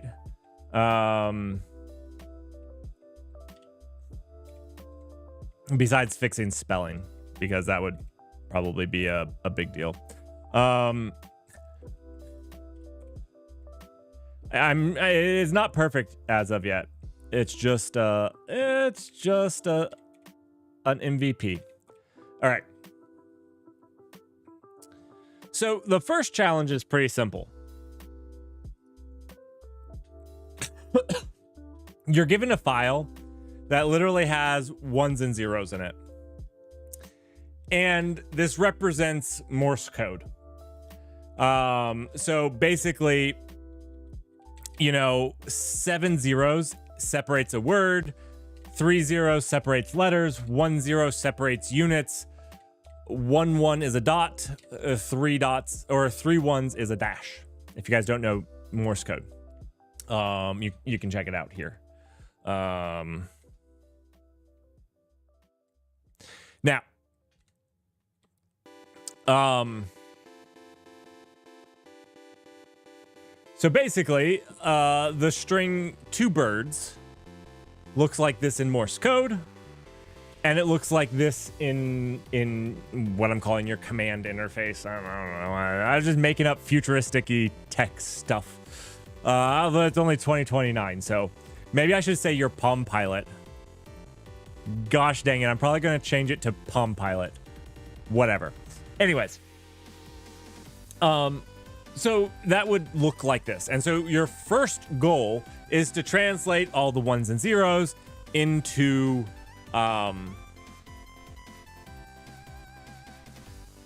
English, which I thought was possibly brilliant by the fact that it requires 2 things. First, you have to translate this into Morse code, and then the Morse code into characters, which I thought was, it's all easy, but it's all easy, but there's kind of 2 steps to it. There's information that you have to, take into it, that these are the way that everything's separated out. Thanks for your time. Thanks for stopping by and hanging out and watching my ads. Not my ads. Okay.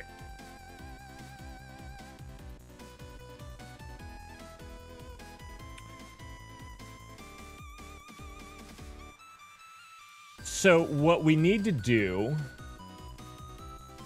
this is actually going to take a little bit of effort, because what we actually have to do is go from part 3 backwards. And the reason being is part 2 is this. And this one I thought was really cool because part 2, I actually like this part 2. Part 2. And I'm not sure if we'll ever get to part 3. I don't know that part 3 matters.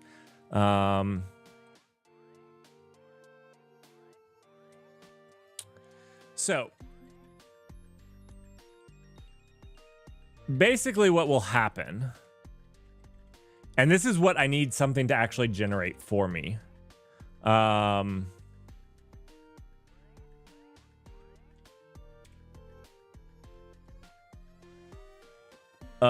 This is what I need to create something to actually generate all of this, because I basically have to do part 3 to actually give everything parts 1 and 2, which is kind of cool.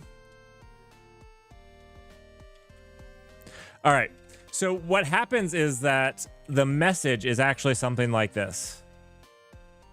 The day this is what the message would look like.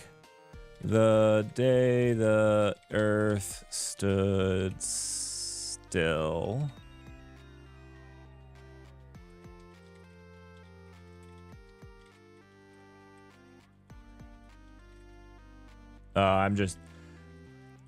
It would look something, it's just all going to be characters. So something like this, except much longer. And what it's going to be is a polyalphabetic cipher. But that's all the information I give. So obviously, this is the key to the polyalphabetic cipher. It's pretty simple. And you just have to apply this to deserialize it.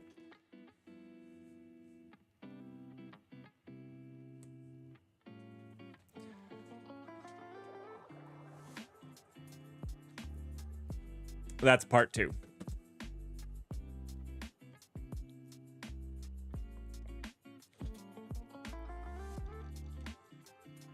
Okay.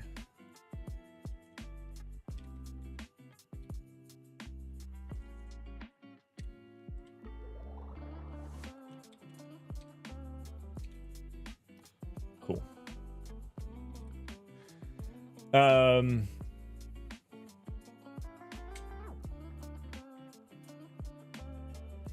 So I guess we need to start with a thing that takes this thing and first does a polyalphabetic cipher on it. That's what we need to do. Does Rust already have one? I'd love to use somebody else's. Rust polyalphabetic cipher.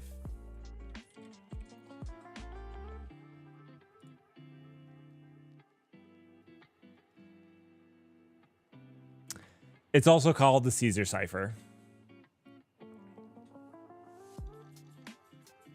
Oh, no, it's not the Caesar cipher, because this is just shifting everything.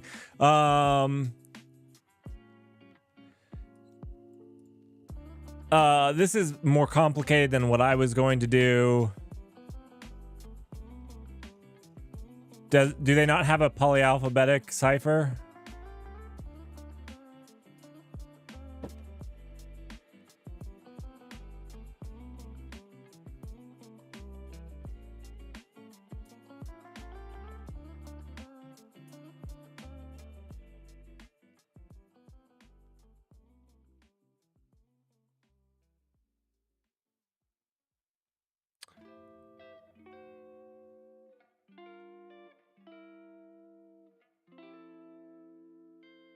This. I've never heard it as this.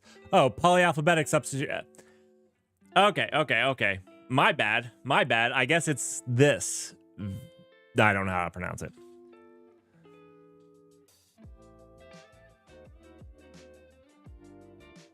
Let's check out the code. Fantastic, so I don't have to do it.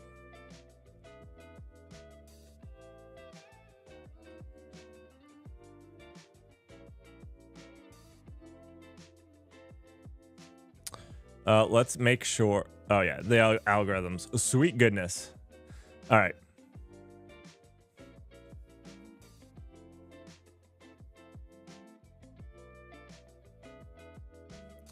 So what we're going to do is we're going to move you to 1. We're going to go to 1, and we're going to take you and move you to 2. I can write Rust in Vim and Markdown in What a Life. Okay, so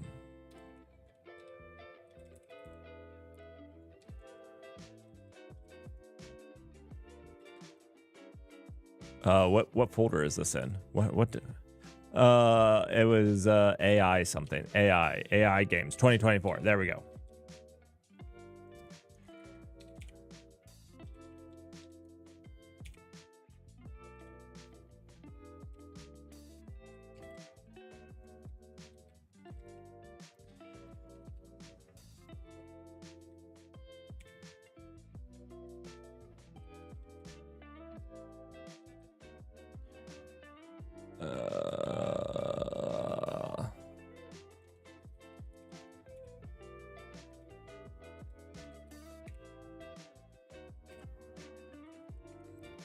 All right. I would prefer not to. Is the algorithms Rust?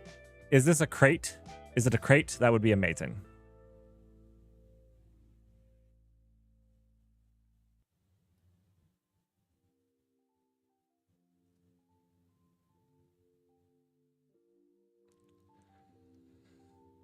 I don't see a link to the crate.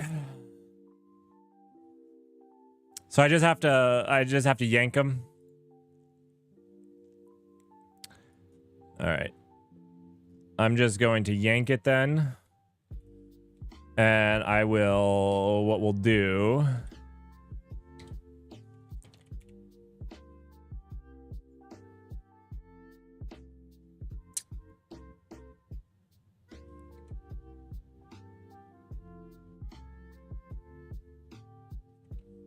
we'll just do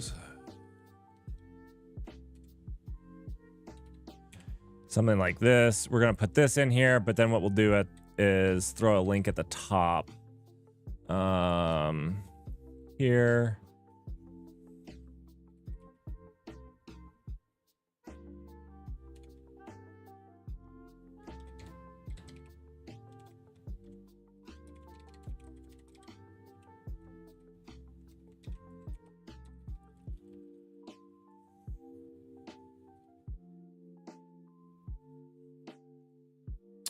And we might have to tweak it. I don't know. We'll see. Is this decoding? Because I want to encode.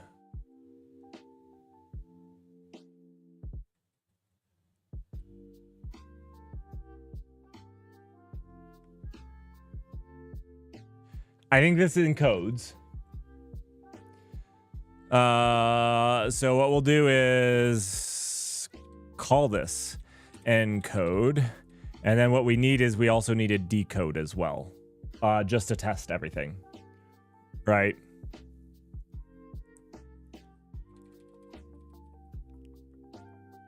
All right, what time is it? It's 2. I gotta help my dad.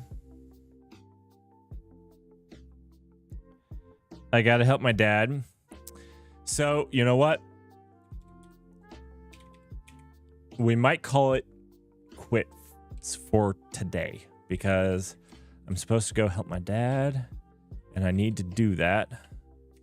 And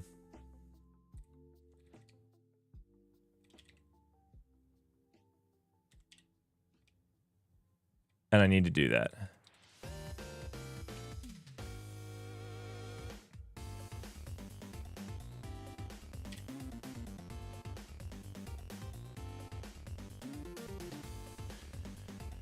And then we can do the inverse. Right.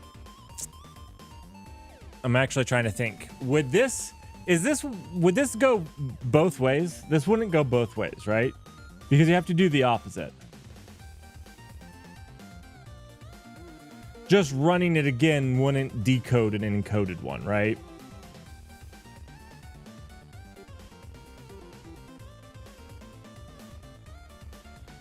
Right, because if the first character is A, it would mean offset it would be B. And so B, but then if it was B, it would be C. So you have to do the inverse.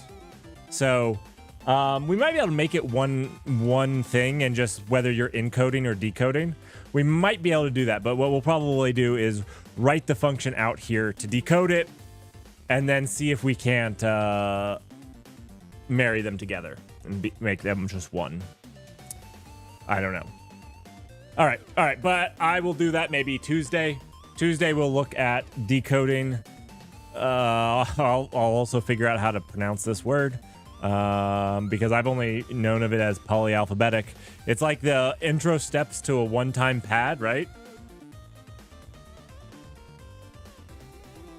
Saturdays are longer streams, Apollo. Absolutely.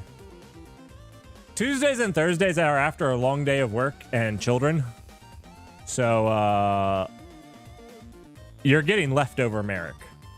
Saturday is not leftover Merrick. My dad is getting leftover Merrick. You guys got prime Merrick. But since there's a person on Twitch called Prime, I can't say that. You guys got... Okay, the first hour isn't prime Merrick either. The middle section is really prime Merrick. There you go. But again, not prime Merrick, because now that's just confusing. People think I'm reacting to stuff in the middle. All right. I am done for today.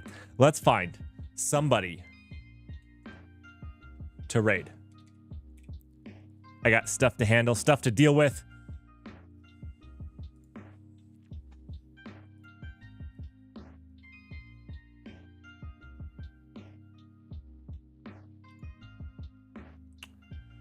Let's see.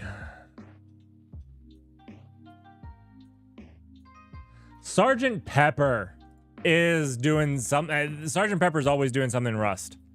Go say hi to Sergeant Pepper. Give him some love. And thanks everybody for joining. I really appreciate all the support. Hopefully we can make these AI games amazing. Hopefully we can learn how to write to files a little bit better, and hopefully we all can learn together. Hopefully I get back to making some videos. It's just a very chaotic time in my life. All right, go say hi to Sergeant Pepper for me, and I hope to see you all in a couple of days. See you later. Bye.